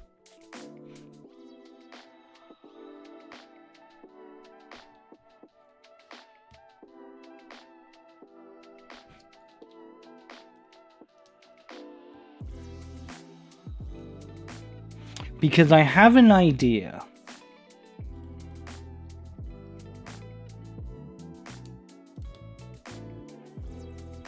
Because I've been playing around more with Snapchat.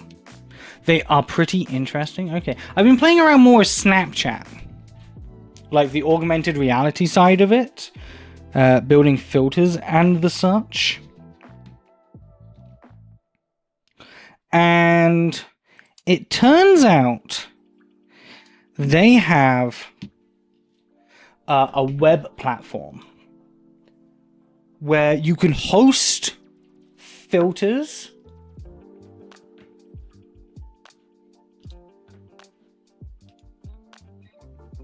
on the web and use them as web AR instead of having to download an app.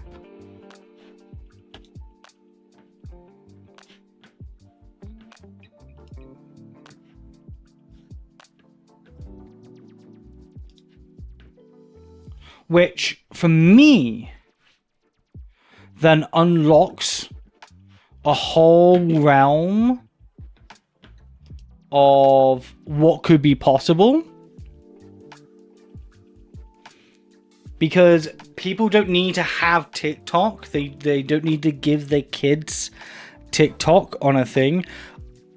I can host filters on the web. So I can share this link, or I can put it in a QR code, or I can take it to a show, and people can actually use it. Another one that I was playing around with is this one.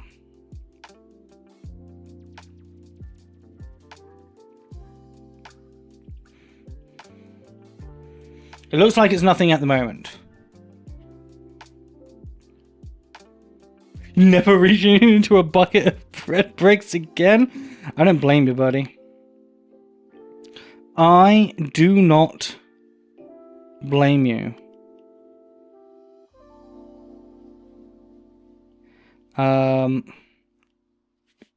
Is this one?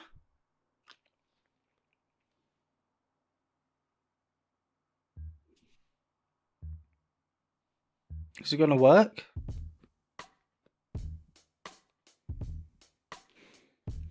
It's not working. Oh, there it is.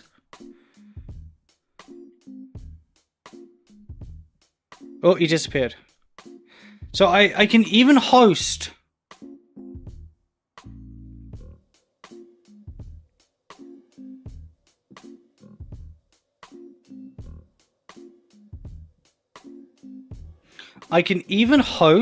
there we go. I can even host image tracking ones.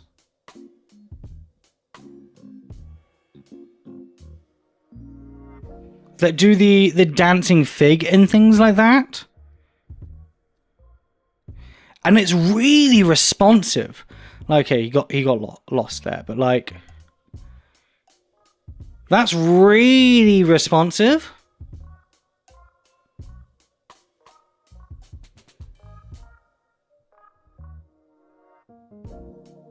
I can make it turn. I can make it look around corners.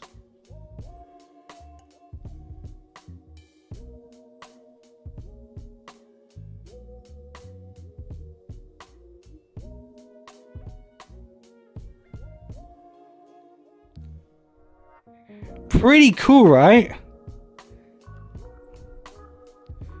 So this works not just on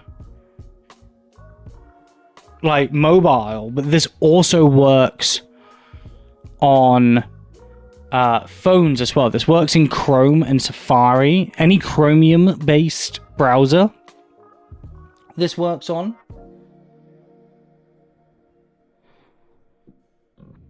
So what I'm thinking is, did you code the SKU translation or use a tool for that? So there's a tool. Sorry, there's so many of me now. Hey!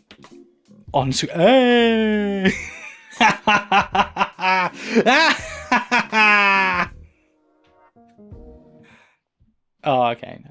No. There's a tool called Lens Studio, which is Snapchat's. You and I are missing the same tooth. No. I also have a gap down here, a filling there. My teeth are bad. But I'm British. So it's made in Lens Studio, and yeah, you can program all of that stuff. And what that's doing is it's just image tracking. So as long as it can see the image, it knows what the image looks like on a flat 2D surface. So then it knows that if the flat 2D surface is like, instead of like that, it's like that, the AR projection needs to come out this way. Does that make sense? Until it loses itself. So, like, in theory, you could print the same image back and front. Make sure it's orientated the right way. And it would only lose itself at this point. So you have, like, maybe, like, 5 to 10 degrees on the edges where it gets lost.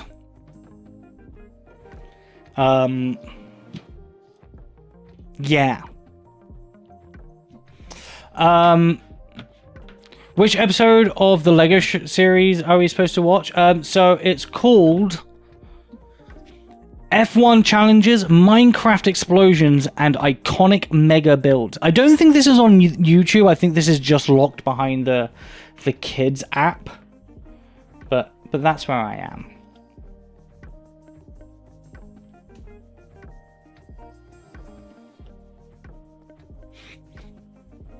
Yeah, you only ask because you had to code something like that earlier in the year for one of your courses. Was fun. You had to code an AR thing? That's pretty cool. I am a horrible coder. I really wish I knew code. I wish I knew how to write code. I wish I knew how to read code. A damn fine cup of coffee. I can't tell you how many cups of coffee. I would love to do a coding thing and learn like an actual useful code. Because what I would really, really love to do, and I cannot justify it now because I don't have the right skills, I really want the Snap AR glasses. Have you guys seen these?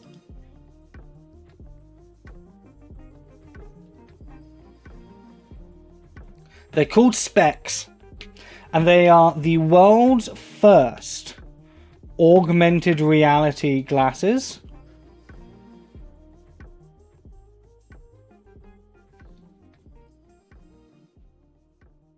Of like true AR. Can you imagine? This is the world I'm living in, okay? This is the world I'm living in. So, can you imagine going up to a Lego model, wearing glasses like that, and having the Lego model come to life in some capacity? That's how close I am to this right now. That's how close I am to this.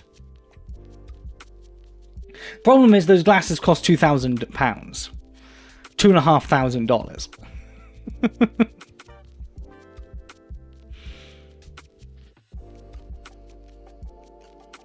Like, I'm this close. So that is basically my idea for for the next Bricktastic mock, for the next mock that could even be going to Bricks in the 6, I would like to do an AR model. I would like it to be like a city, and you can scan a QR code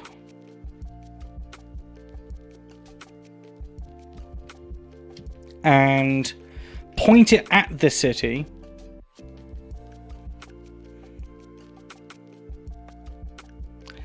and the city would come to life.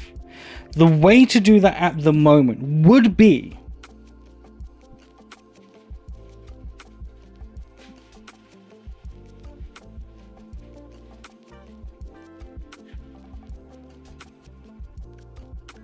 with something like this.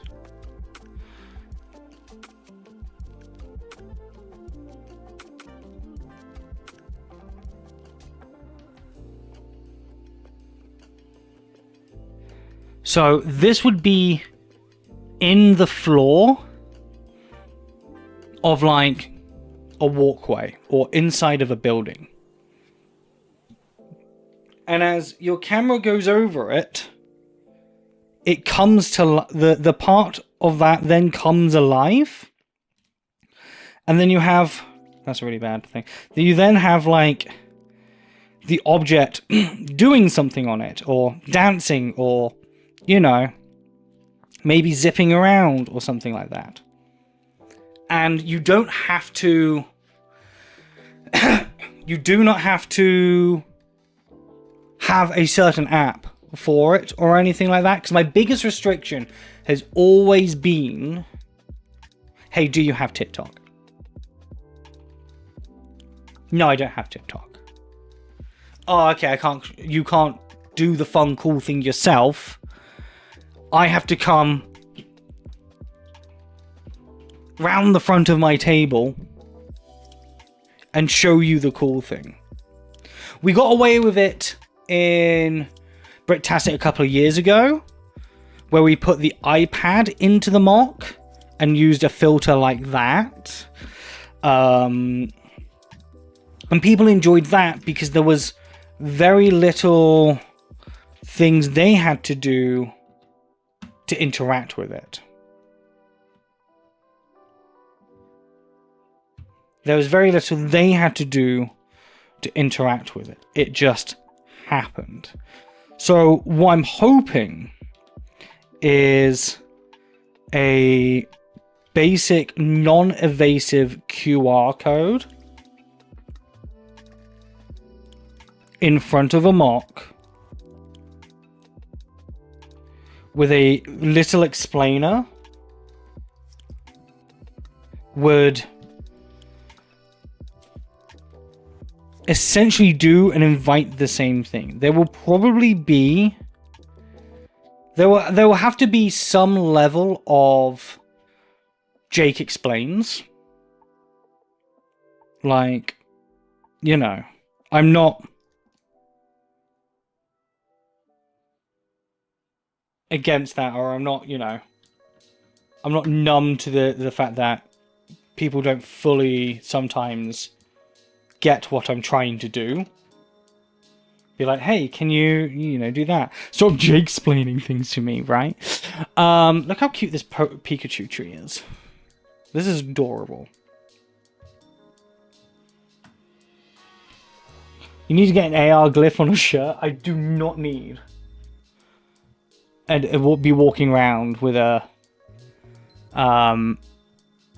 something for people to AR.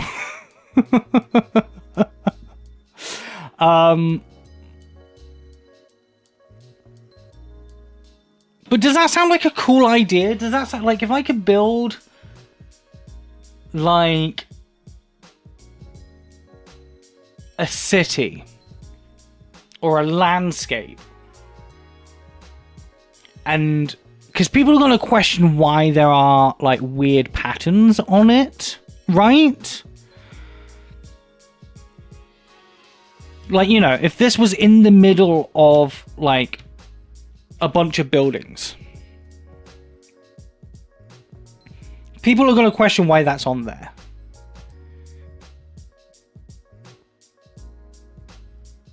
So it needs to be something distinctive, is what it needs to be, because otherwise it blends in. And the camera doesn't pick it up. Yeah, it needs to be unique. This is why doing not something as outrageous as this, but you know, you would theme it into what the filter does.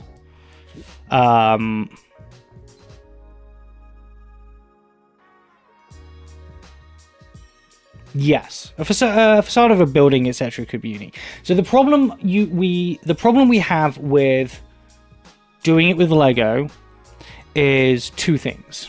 Lego is 3D, and a phone cannot scan, at least a social filter, which these things are. Even in the AR glasses, cannot scan and recognize a 3D object. And the second thing is, thank you for the balloons. The second thing is, Lego is shiny. Lego is shiny. So the wrong lighting,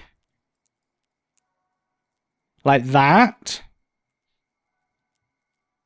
could make it completely not readable.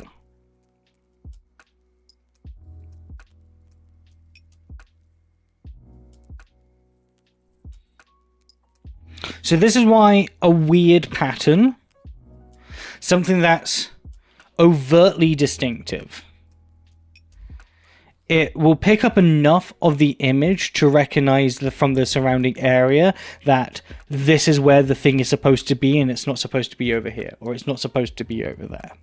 Again, I am simpleton. We have to work on simple things here. Really simple.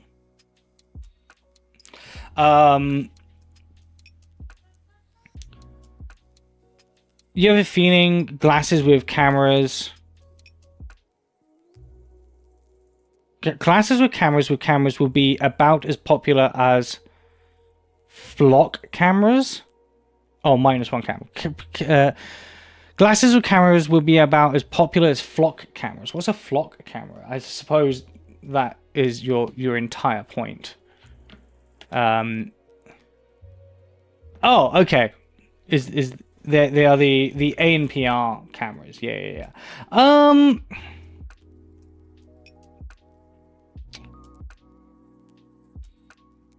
There have unfortunately been a lot of bad people that use cameras with glasses with cameras in them. Yeah, we don't have those here. Not to my knowledge, anyway. I'm looking at pictures of them. They look crazy. They look actually crazy. There's so many bad companies that make them. Jeez.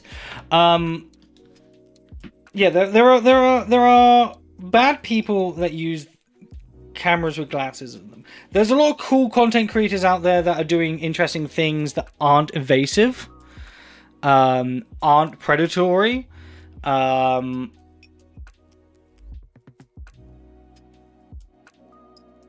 think augmented reality glasses do have a place in the future of things.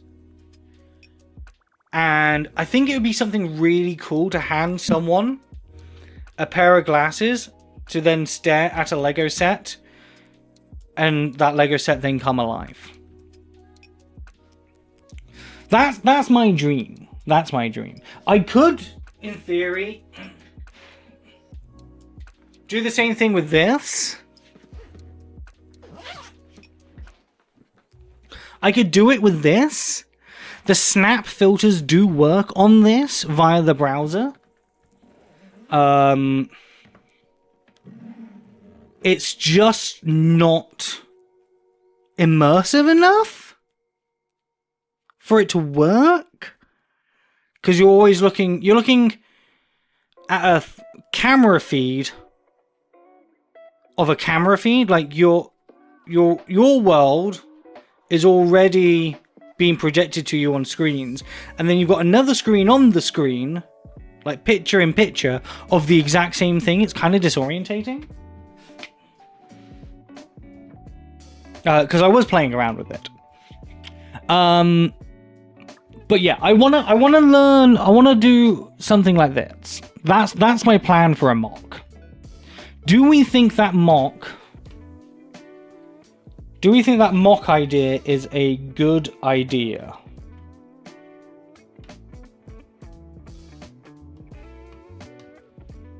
Do we think that mock idea is something that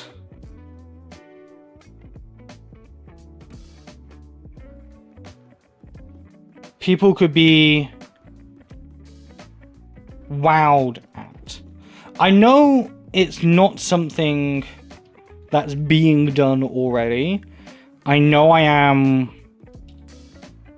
one of the first mock makers to do something like this, in the same way that I was one of the first to do it with any of the AR stuff that I've been doing.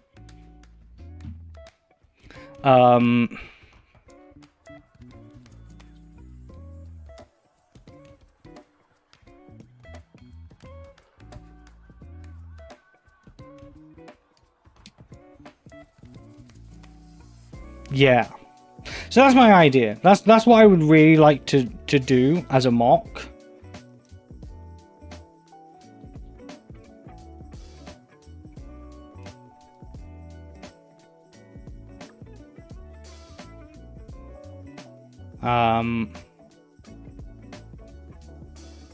And I would love to get it to the stage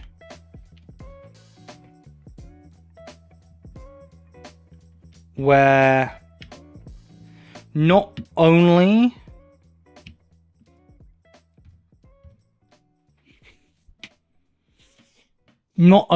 is just things happening, but they're being hidden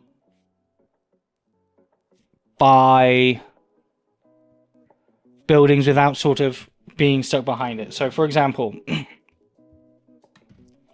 AR things happening here. You see it very clearly here, like that.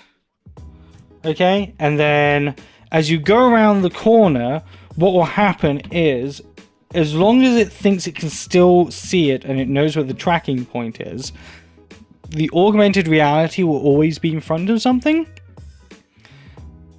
So I need to learn. I would love to learn to, or find a way to build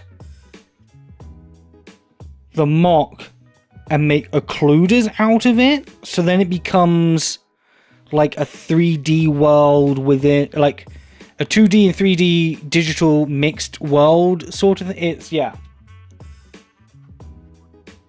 All of the idea is there. I just don't have any of the execution.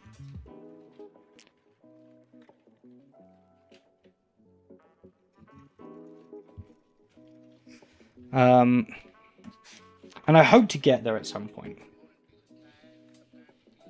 Can I incorporate the AR features in a game, like each one is a clue? In theory.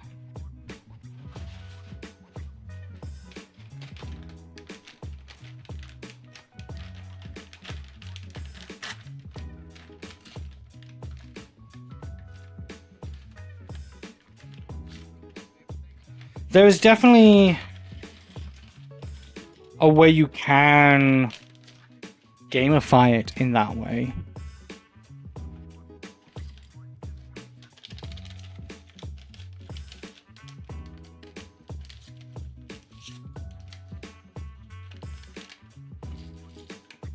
It would take a lot of a lot of thinking power, but you could, yeah, definitely. Used to make QR code games in the office. One clue helps you find the location of the next clue.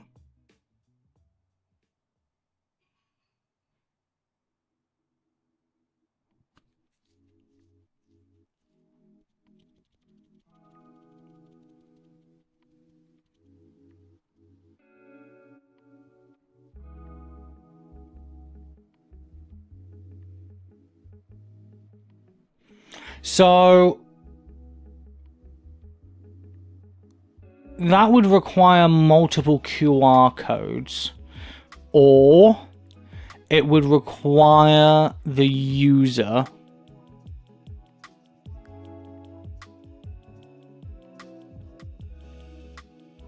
to be led down a certain path, scanning certain things without going over other things. Because I don't want... I wouldn't want people to be jumping in and like out of their camera app into a web browser back to their camera app whilst I have their attention for 30 seconds at a table. I'd love to do a whole venue style thing. Don't get me wrong, I absolutely would, 100%. But the idea is that you'd have the city and you'd have a bunch of these like lying around on the city, and you'd have different things happening at each one. So you'd scan the QR code and just be able to go over the city and see it come to life. So if we were to go down and do like a find the next thing game, you would have to make sure it's laid out in a sequence where something wouldn't get scanned before something else, which would be the hard part.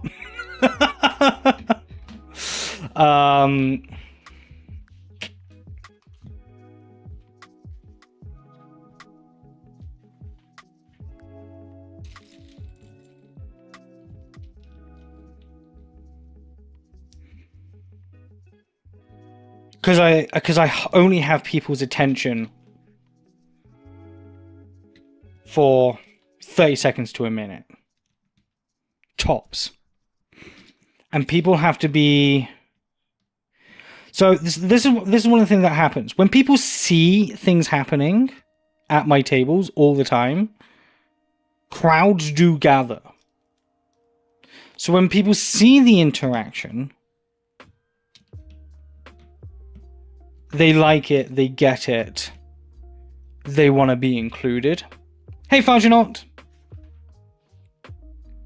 But when I'm at a point where the table is a little empty and someone's just walking up, I have to like restart that process again. So it needs to be something that is easy, instant. Scan QR code. Activate McJigger. Scan QR code. See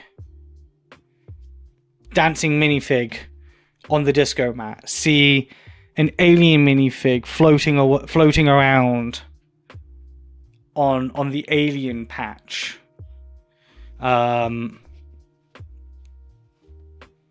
Lego goats hopping around on the goat patch.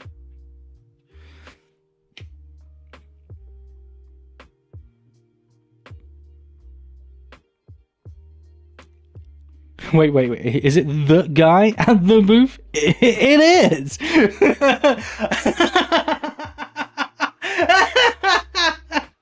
I do not think that's going to be happening, but I love the idea of that. That'd be funny as hell. Can we take a second? Because you always pronounce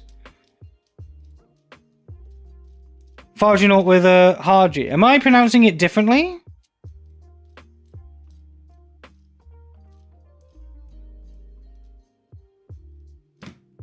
Have I always pronounced it wrong?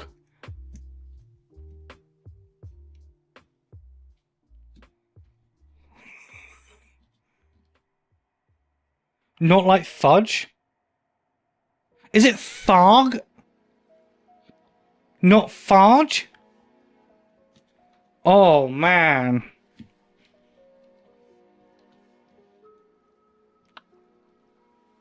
Argonaut. Oh. You know what? That makes so much more sense.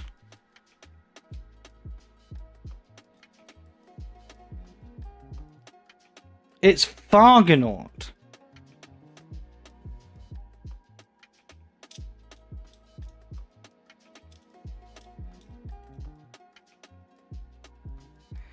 I'm so sorry. I've been pronouncing that wrong. How long? I'm sorry. No. No. You've been following since 2021, so nearly 5 years I have been pronouncing your username wrong.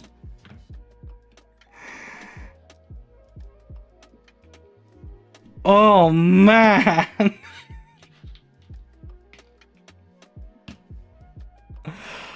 Oh, no.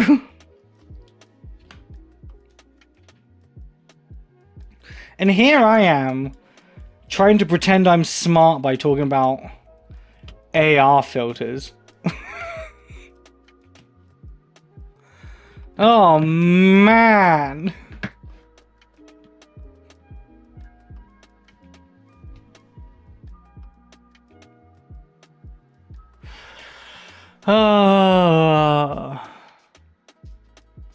Not until lately, actually. Wait, did I change the pronunciation?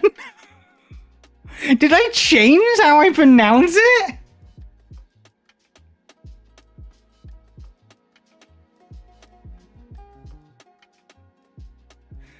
It was you, the guy, the one Lego people get to pronounce people's names. I know! Oh. I changed it a few months ago?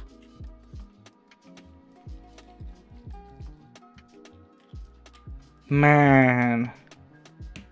That's wild.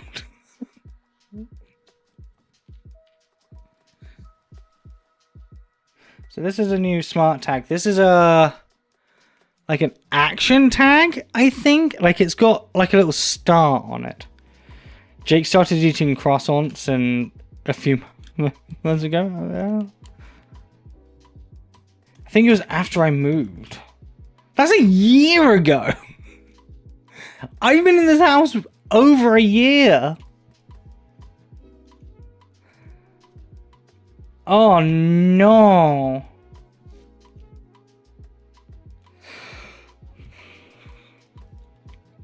I'm an embarrassment to myself. You have a poor sense of time. And I apparently have a poor sense of pronunciation.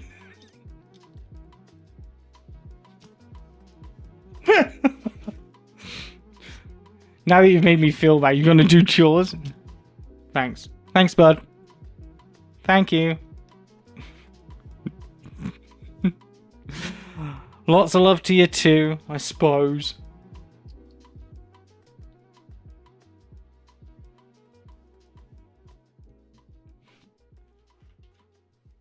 Wow. Wow.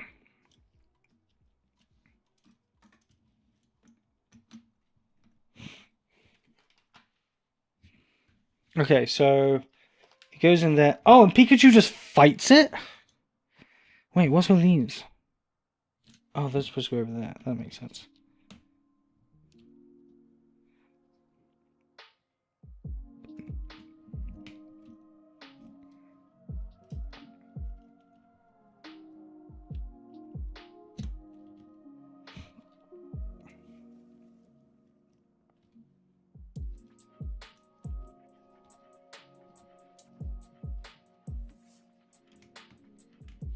Can't believe that.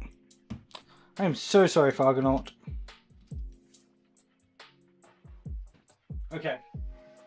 Let's get our little Pika dude out. Got him.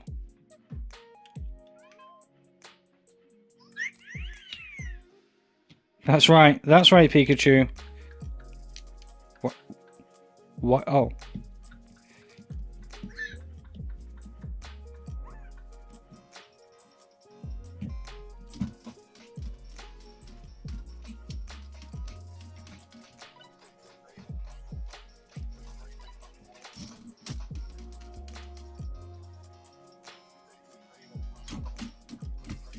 Oh, keeps resetting.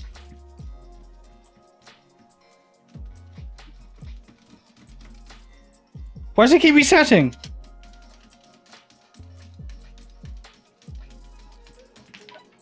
Oh, I knocked the berry off.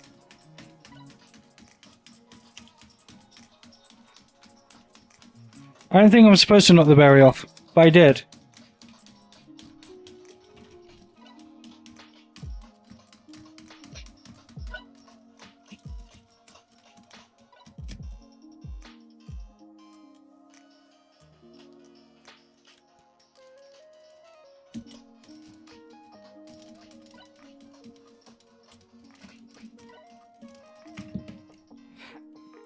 I don't like the fact that it keeps resetting. Oh, it finally stopped. Oh, maybe was that a reset?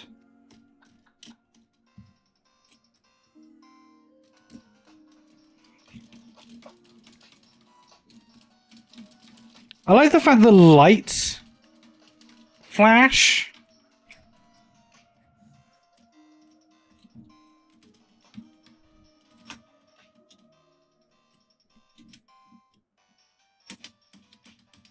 When you make impact.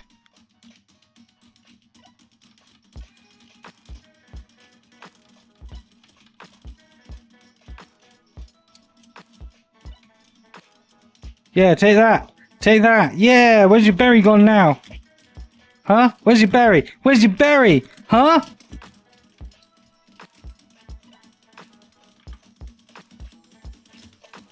Yeah. Oh. He like sound like he leveled up.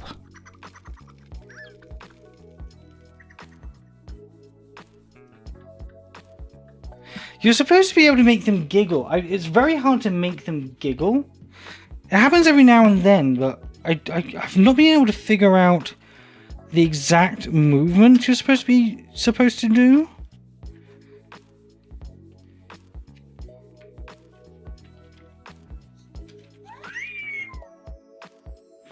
So is it just like that? Because sometimes he walks. Oh. There, his tail fell off and he electrocuted me.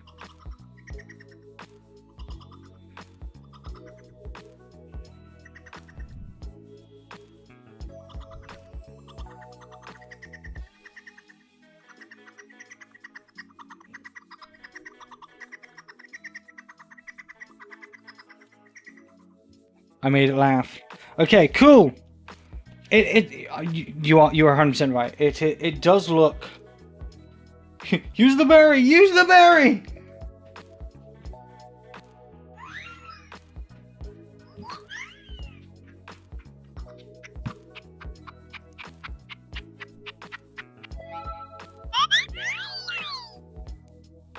Can I make him burp?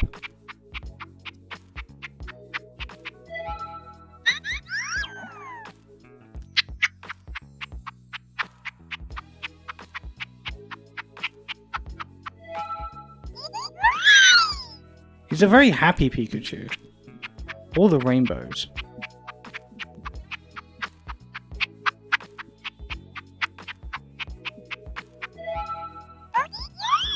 I can't make him burp though.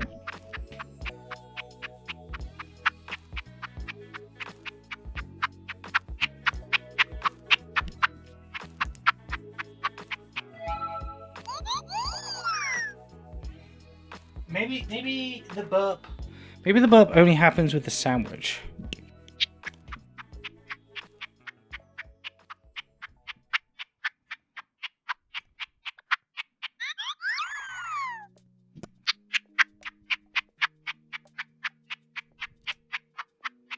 He's not a frog, stop force feeding.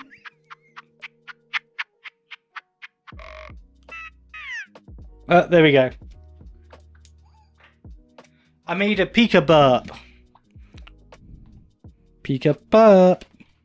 Okay. That tag's alright. It's just very sensitive, this tag. But I like the play function. The play function's really cool. Like, walk your Pikachu over.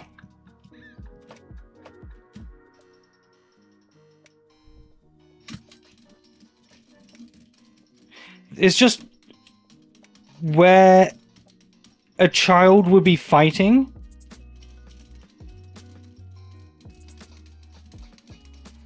It's very easy for it to reset.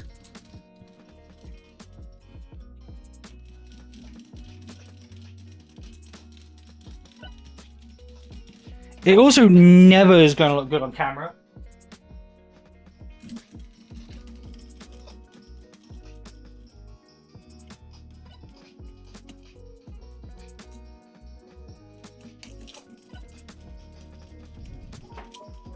Oh.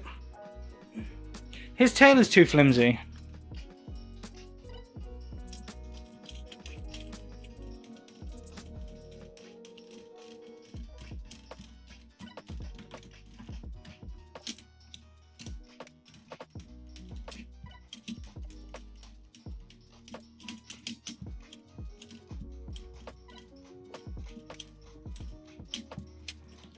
Oh.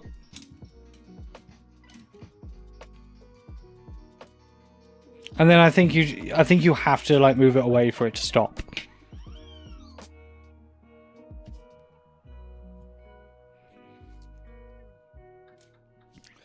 Pikachu is really cool. I really do wish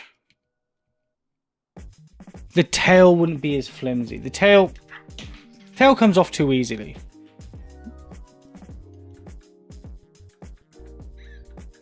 And unless you put it up higher and gave it some like a little Pikachu booty here. Let me zoom in. So where the tail is supposed to go is down at the bottom here.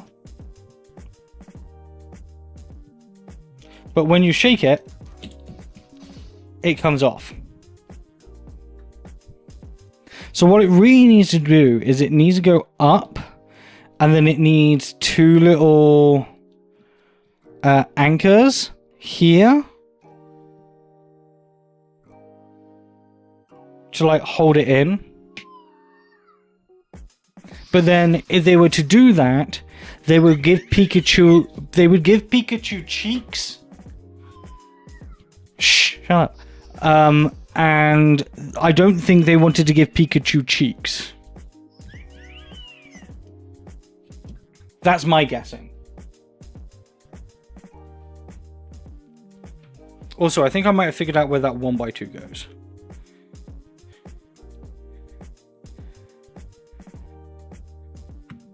Yeah, this 1x2 that I was missing from the first book goes in here and flattens them out. There we go.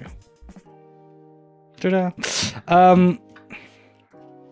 So yeah, there's no real like good place.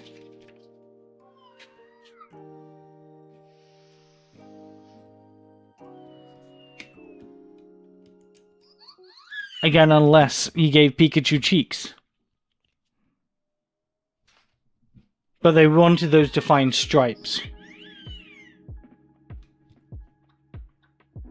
Which is a shame. Because overall, this is an incredibly solid kid-holding thing. The problem is kids need to hold it like that, like a tennis ball, to be able to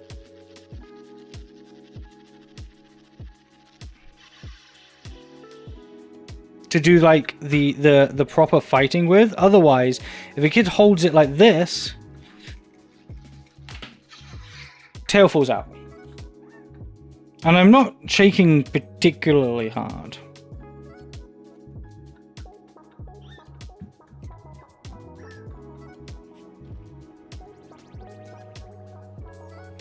That'd be my only complaint with the design is with Pikachu's tail. All the other ones are great.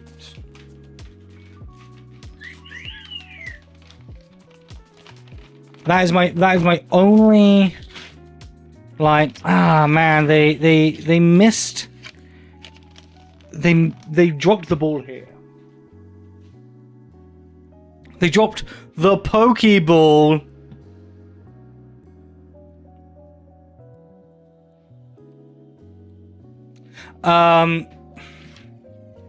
Otherwise, great. Like, no complaints. Speaking of Pokeballs, let's build one. This is one of the new pieces, by the way. It is a 3x3 plate with rounded corners and a stud on the side, which is going to be such a useful, interesting piece to build with.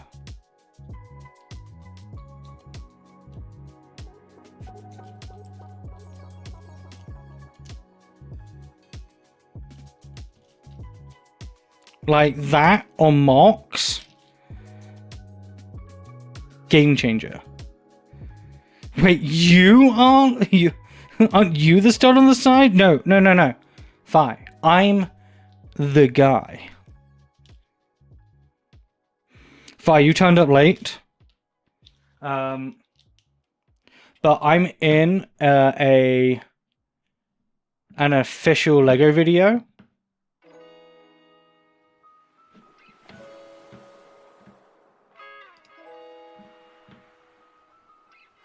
I'm in one, and so's my Mox. Well, one of my Mox.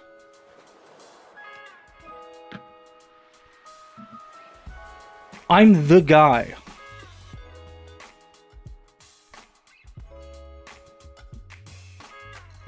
Okay? The guy.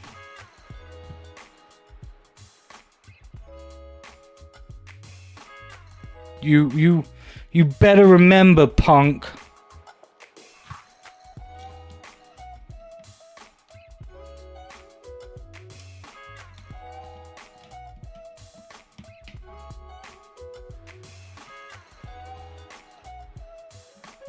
Here's our other tag, which seems to be like a Pokeball throw tag.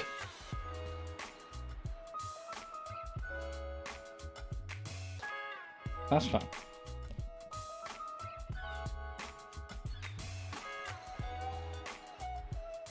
A married woman's affair? I don't think so. Not to my knowledge. What's happening here? I'm confused. I'm confused.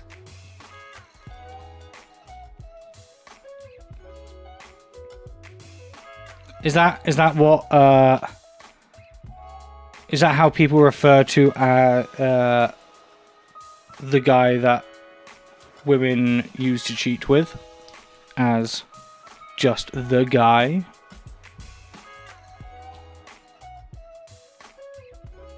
I really like these Pokeball targets. They're really cool. They said stud on the side. Right, okay.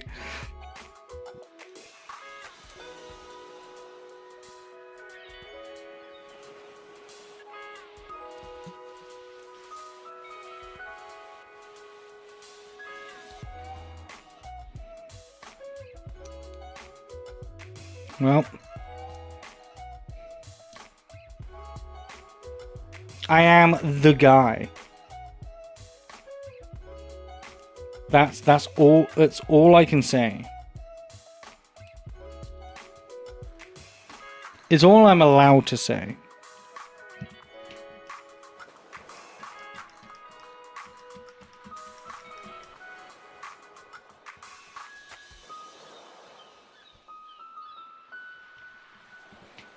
my lawyers have told me not to say anything else. The only things my lawyers have said to me is that I can talk about going to Canada for Bricks in the Six, and I can be referred to as the guy. All things outside of that, I'm not allowed to make comment upon. Sorry.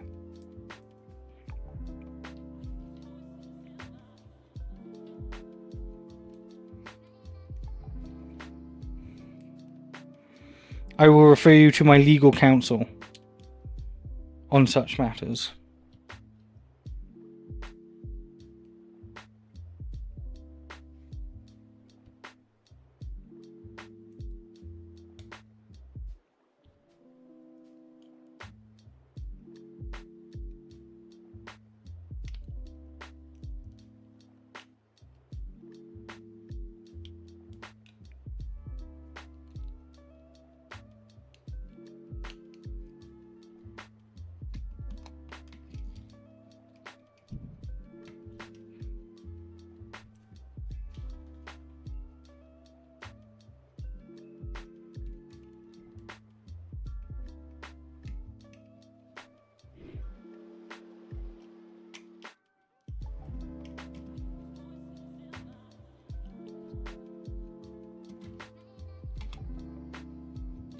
Oh!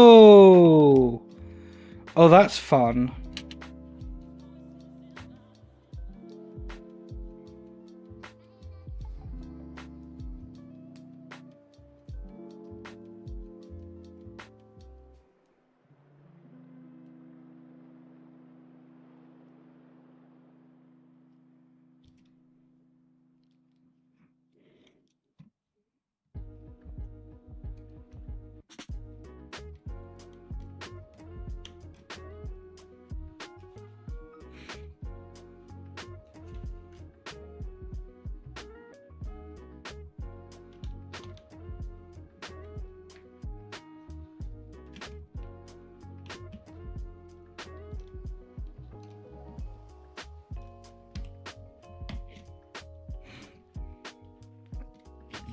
And that goes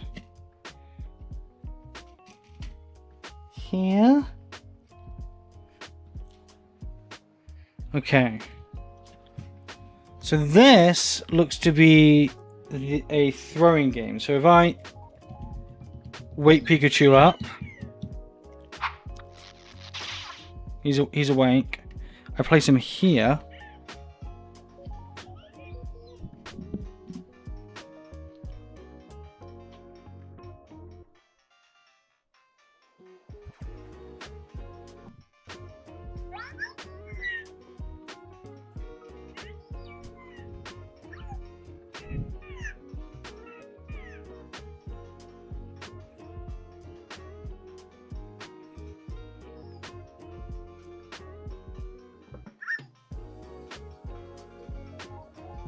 Sorry, I was enjoying the music.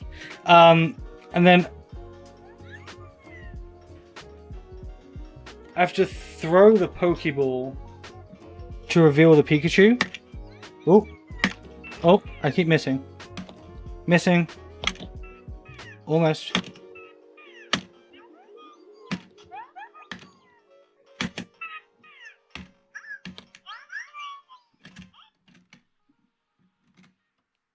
Oh, does it just stop? Or did he fall asleep?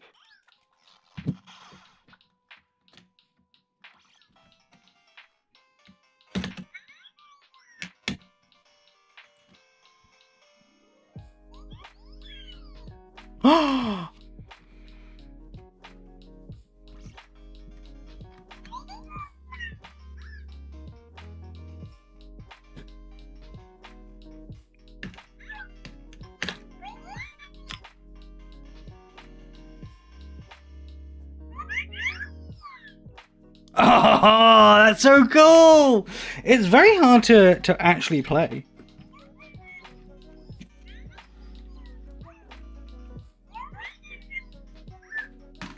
Oh!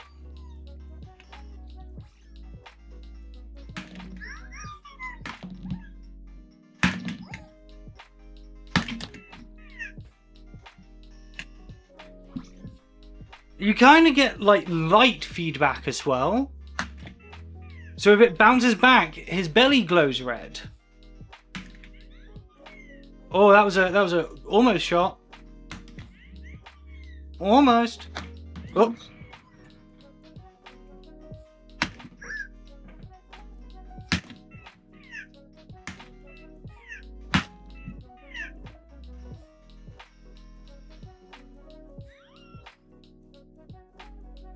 So it must be a time thing then, depending on how long it takes you, depends on the reaction. Because if you do it quickly,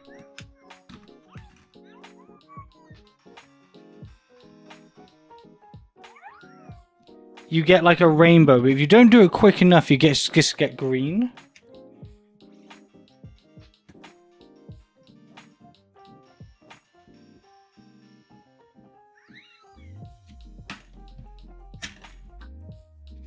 That's pretty fun.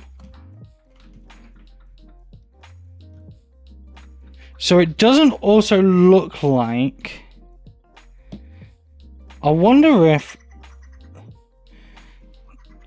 the green tag here has anything to do with it. Because you know in the Star Wars sets, blue was fill up, green was fix, and red was shoot. So red shoot. Oh, it got confused.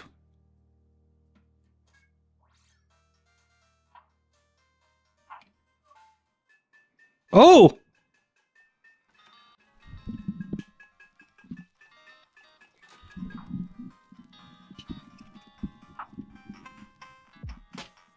I've confused it, chat. It's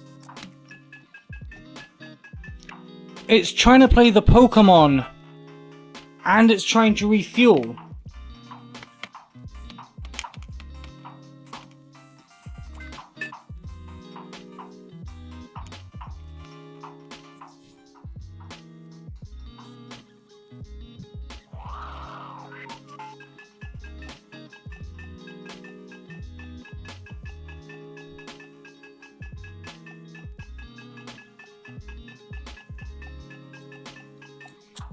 I don't think it's supposed to do that. That's interesting. So it doesn't look like... there's some blue.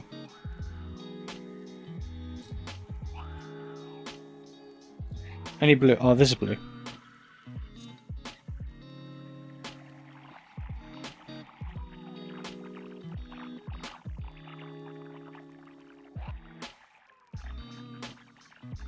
So it doesn't look like it has a color reaction.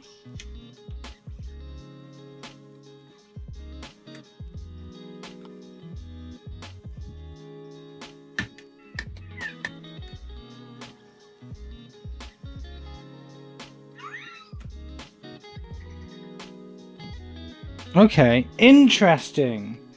So it seems like it's just the Star Wars smart tag, which has a color reaction. The Pokemon ones, at least the smart tags we've gotten so far,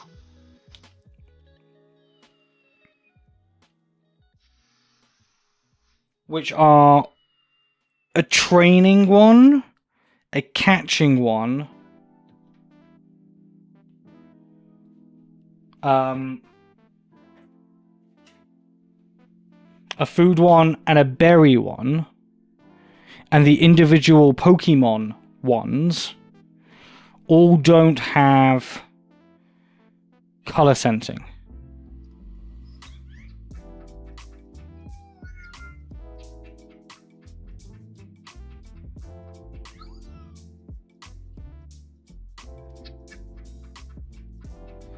I wonder why they didn't do color sensing for the Pokemon sets.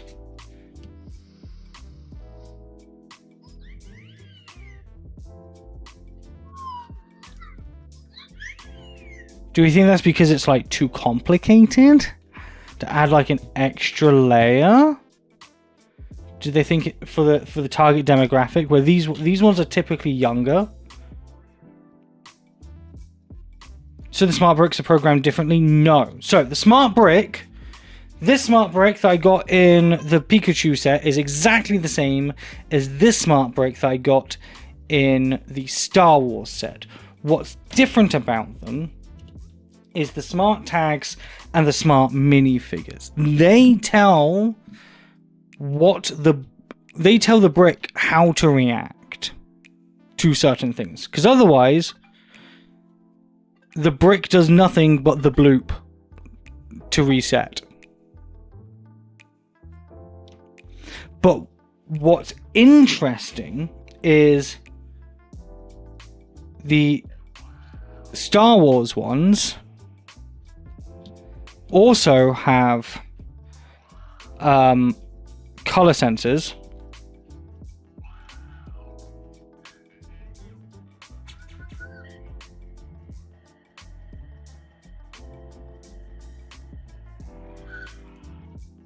But the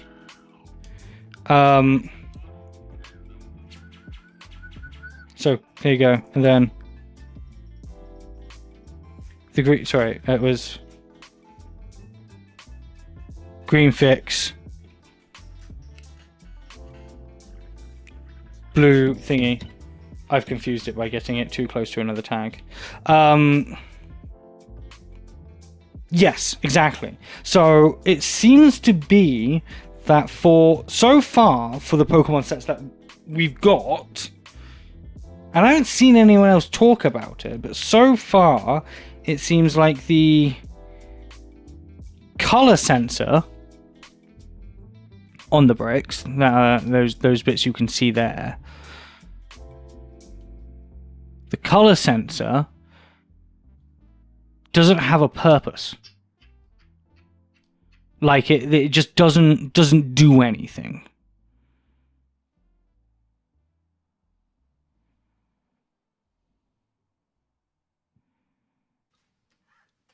Yeah, they need a firmware update so that they can make the correct sounds, etc. But these are inherently dumb. They don't do anything without a smart tag.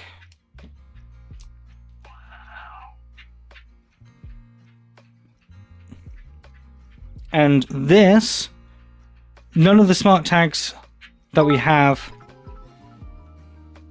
Cheers, Narok, L'Chaim, Sante, Tago. None of the smart tags we have for the Pokemon Sode, are doing Prosit, Compi, Slaint.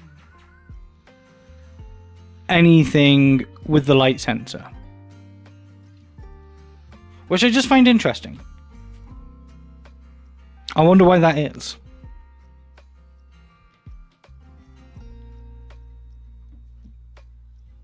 I wonder why they haven't done that yet. But yes, the bricks did need a firmware update.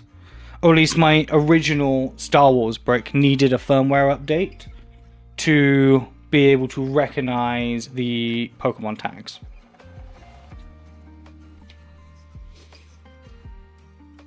But yeah, the tags are the brains.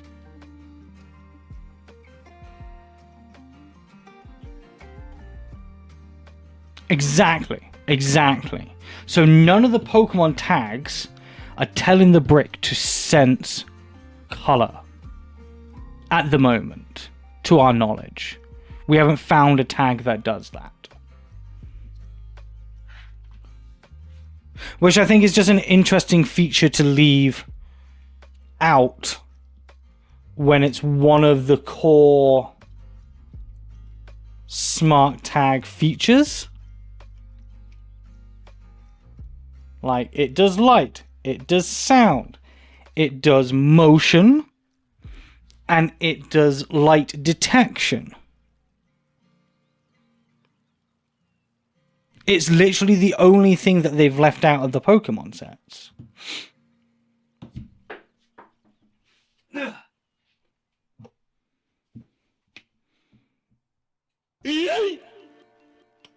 It just seems an interesting move. And I don't quite know why they've done it.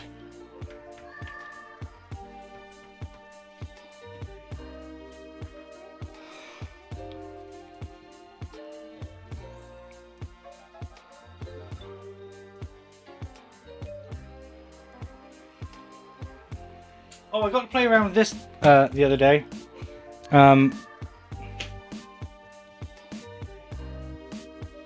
Me and Rox were playing with these.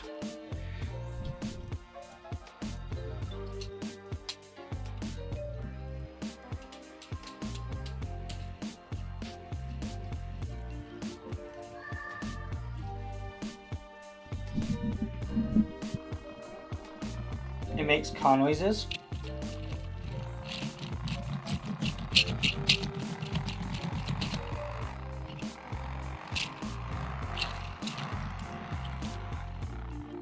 And the faster you go,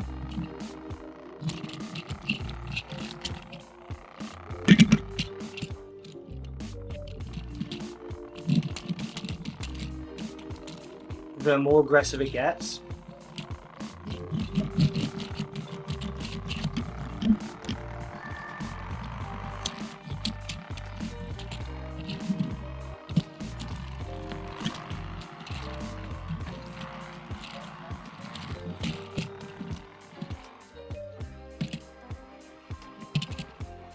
And then it also makes like a jumping sound.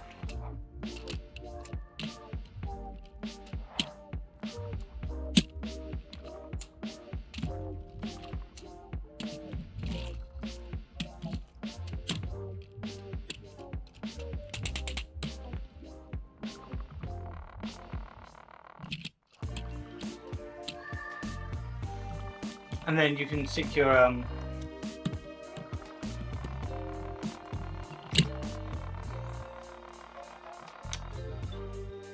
you stick your Pikachu with a or any of the Pokemon.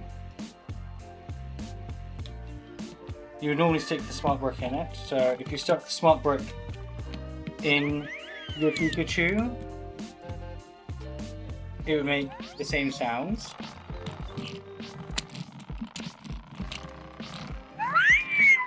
But Pikachu would also make these sounds. He goes and like glows green because it enjoys it.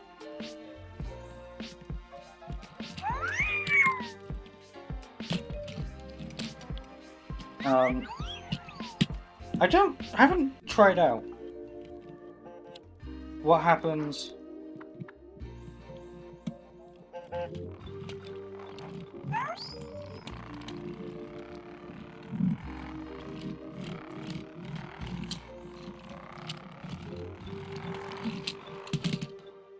I suppose it sort of works. It doesn't quite know.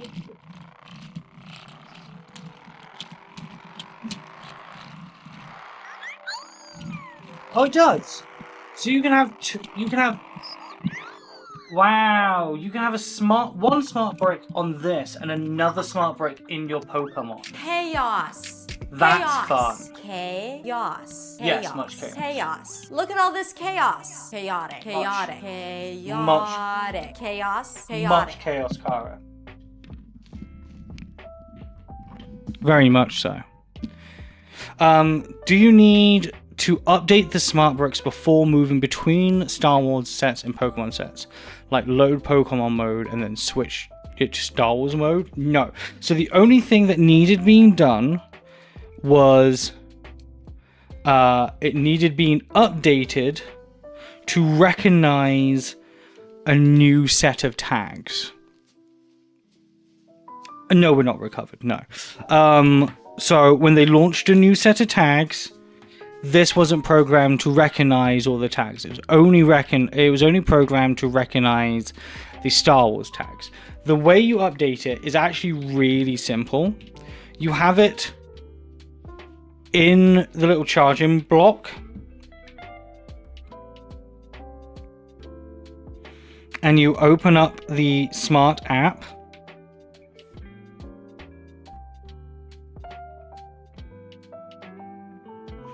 and you can see that they're glowing blue. It's because they've connected.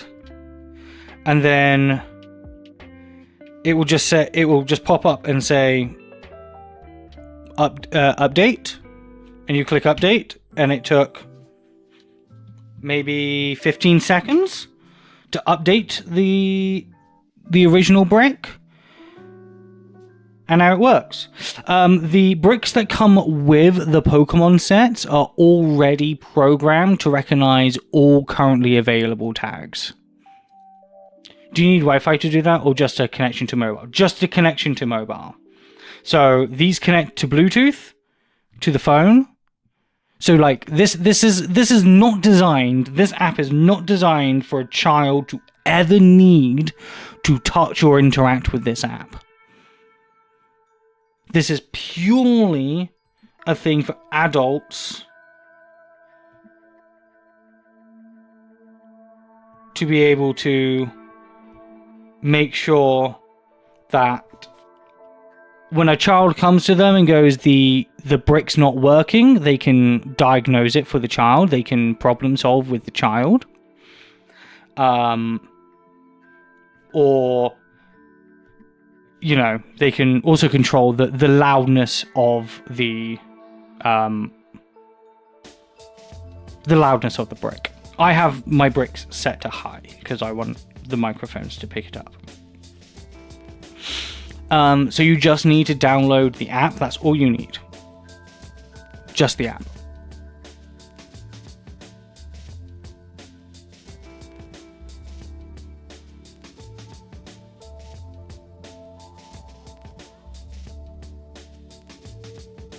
And the ones that come with the Pokemon recognize all currently available tags.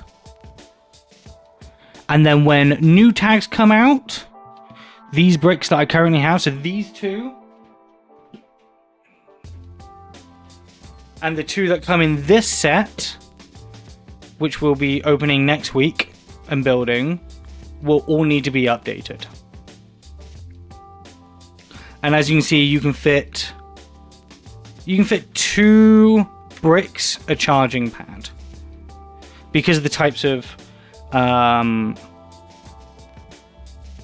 sets that I bought, I have 3 charging pads. I think at some point there will be sets that come out with bricks and tags. Or sets that come out of bricks that do not come with charging pads, because they are expecting most people who are going to buy the Smart Play system to already have a plethora of charging blocks. I currently, for the 4 bricks I have, I would need 2 charging pads, and I have 3. Which is already 1 too many. You guess the tags actually have enough data in them to contain things like sounds. Those bricks only have a little bit of storage. These bricks have only enough storage to recognize what the tags are. The tags are the brains. The tags and the minifigures are the brains. These are the things that tell the brick what to do. The brick just then goes, oh, when Darth Vader is on it, when I'm near Darth Vader, please breathe. when Darth Vader and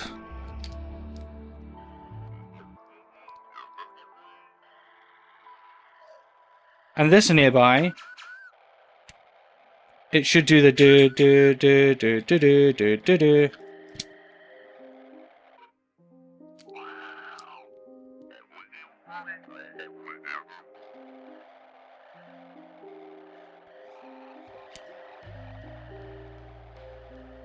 He was doing it the other time. Was it not? Have I made that up?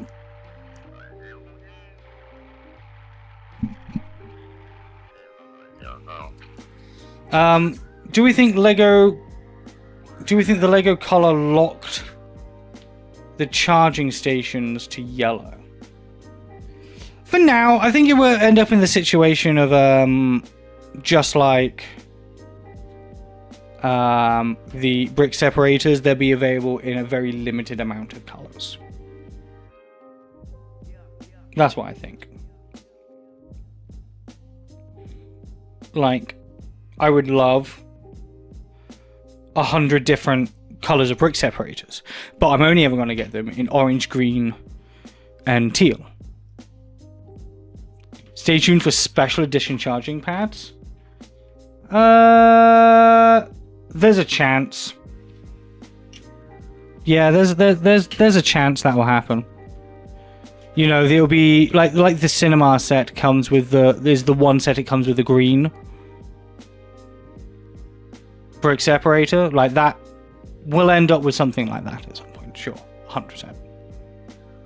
It won't be a marketing thing, but it'll be something AFOLs will pay a lot of attention to.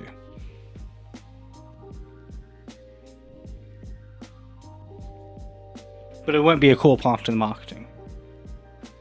Unless it held more than 2 bricks. It's too early to run multiple production lines until it's proven itself as a product, yeah.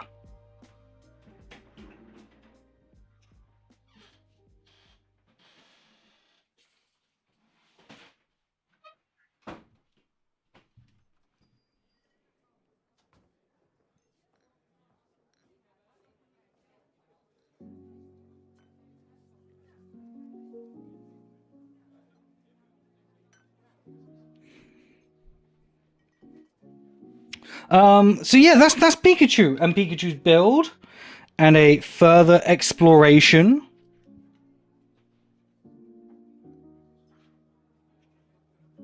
of smart play and the Pokemon.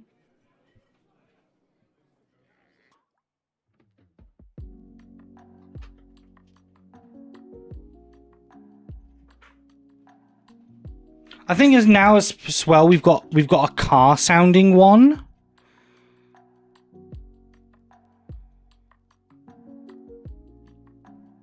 Or it's like a buggy sounding one. We're gonna start getting a lot more possibilities of how you could introduce these into mocks, I think. Imagine a mock with a custom tag. It seems possible. It's 100%. 100% it seems possible. There are people who have managed to clone the tags, but they haven't been able to program a tag. So we can clone a tag, but it keeps all the encryption. So the bricks only know that. What you need to do is have a tag that the brick is already programmed to recognize the signature of, and then switch out the sounds and the commands, but keeping the same signature. At the moment. I am still hopeful to some degree that we do get a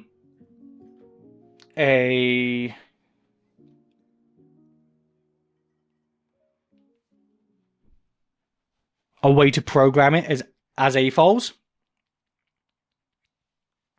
I think a simple app update would be able to unlock such a feature, because you can. There are already apps out there that can scan the tags to make them clonable, but the encryption on them, mostly on the brick side of things, means that something like an empty tag or an empty fig, smart fig, that you can then customize isn't possible because the bricks aren't updated to recognize the tag.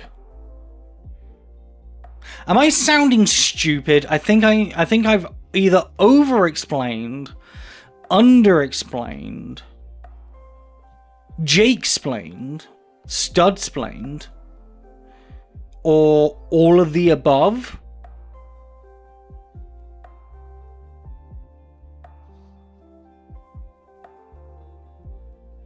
But I think I sound smart. The likelihood is, though, I do not.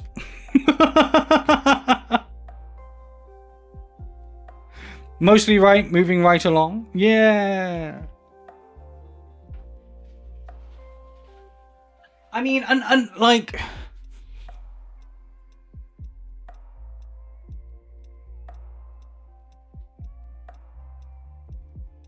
Like, I yeah, mostly right. There must be something very simple that I'm missing. Or I'm using the wrong word. And it means something else to other people. But that's just because I don't have the knowledge or the skill. Which is fine. Which is fine. This is why the world works the way that it does. The world needs people with specialties. Otherwise, we all collapse. It's likely a matter of breaking the encryption. That is the prob there. Yeah, most likely. Most likely. I think if you crack the encryptions, you'll be able to keep the signature and program a tag or a fig that the brick can already recognize. But it's that at this very moment, it's the encryption that's the problem, because we don't have a way to update the bricks, to like force update the bricks. We don't have a way to force an update on a brick. We just get told there's an update and we update it. Like, we can't pump it with an APK or something like that. I'm getting there, chat. I'm getting there. I'm learning things about the world. But remember, I'm just a poor little Mac boy, so I don't really know what I'm talking about. Anyway,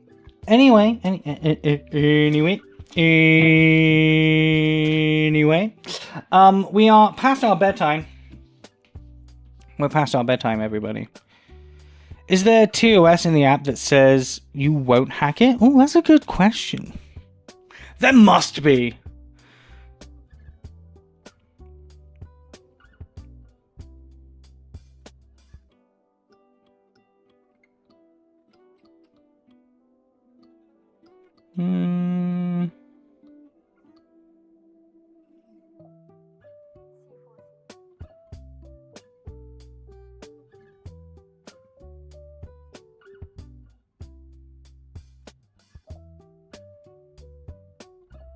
Maybe on the privacy policy, terms of use, licenses.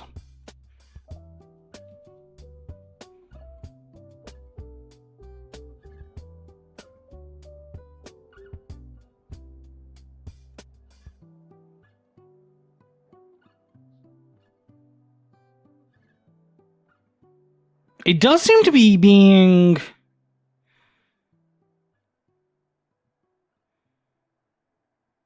This is interesting. So I've just clicked the licensing section. A lot of it seems to be being built with Unity.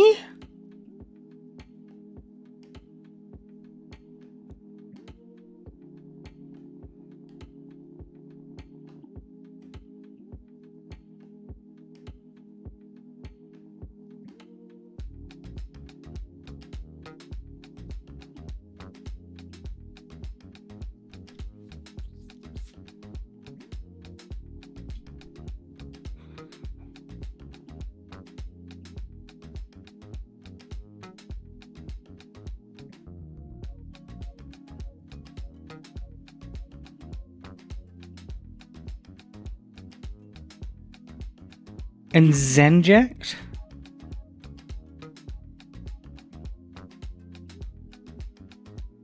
Interesting. Are these bricks augmented reality as well?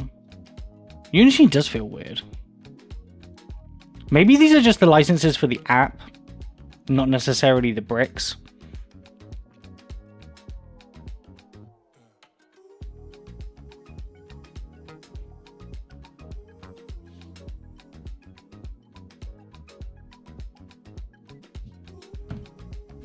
That'll make maybe a little bit more sense. Or they tapped Unity for the dev kit side? Maybe. I never looked in that licenses section before. Very interesting. Are these bricks going to augmented reality as well?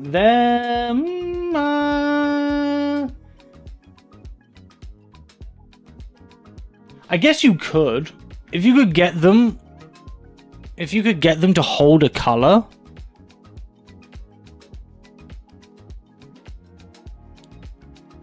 you could.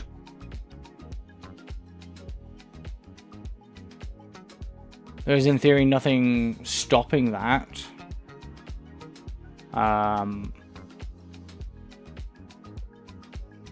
You'd need a separate device to do the augmented reality though. You wouldn't be able to do the augmented reality on the bricks, because the bricks don't have a screen. Augmented reality requires the screen. Anyway, it's past our bedtime, chat. Oh, I'm creating clips that I did not mean to clip. Oh well. I pressed the wrong button. Let's find somebody to raid. Our normal raid target is not available still. Let's go and raid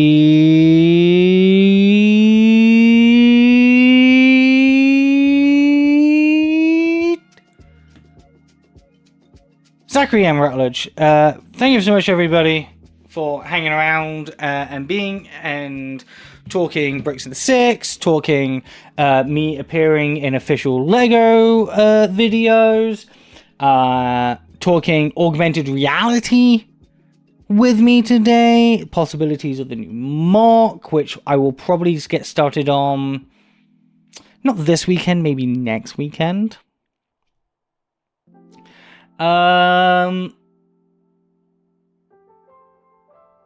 Yeah, thank you so much. Just thank you for it all.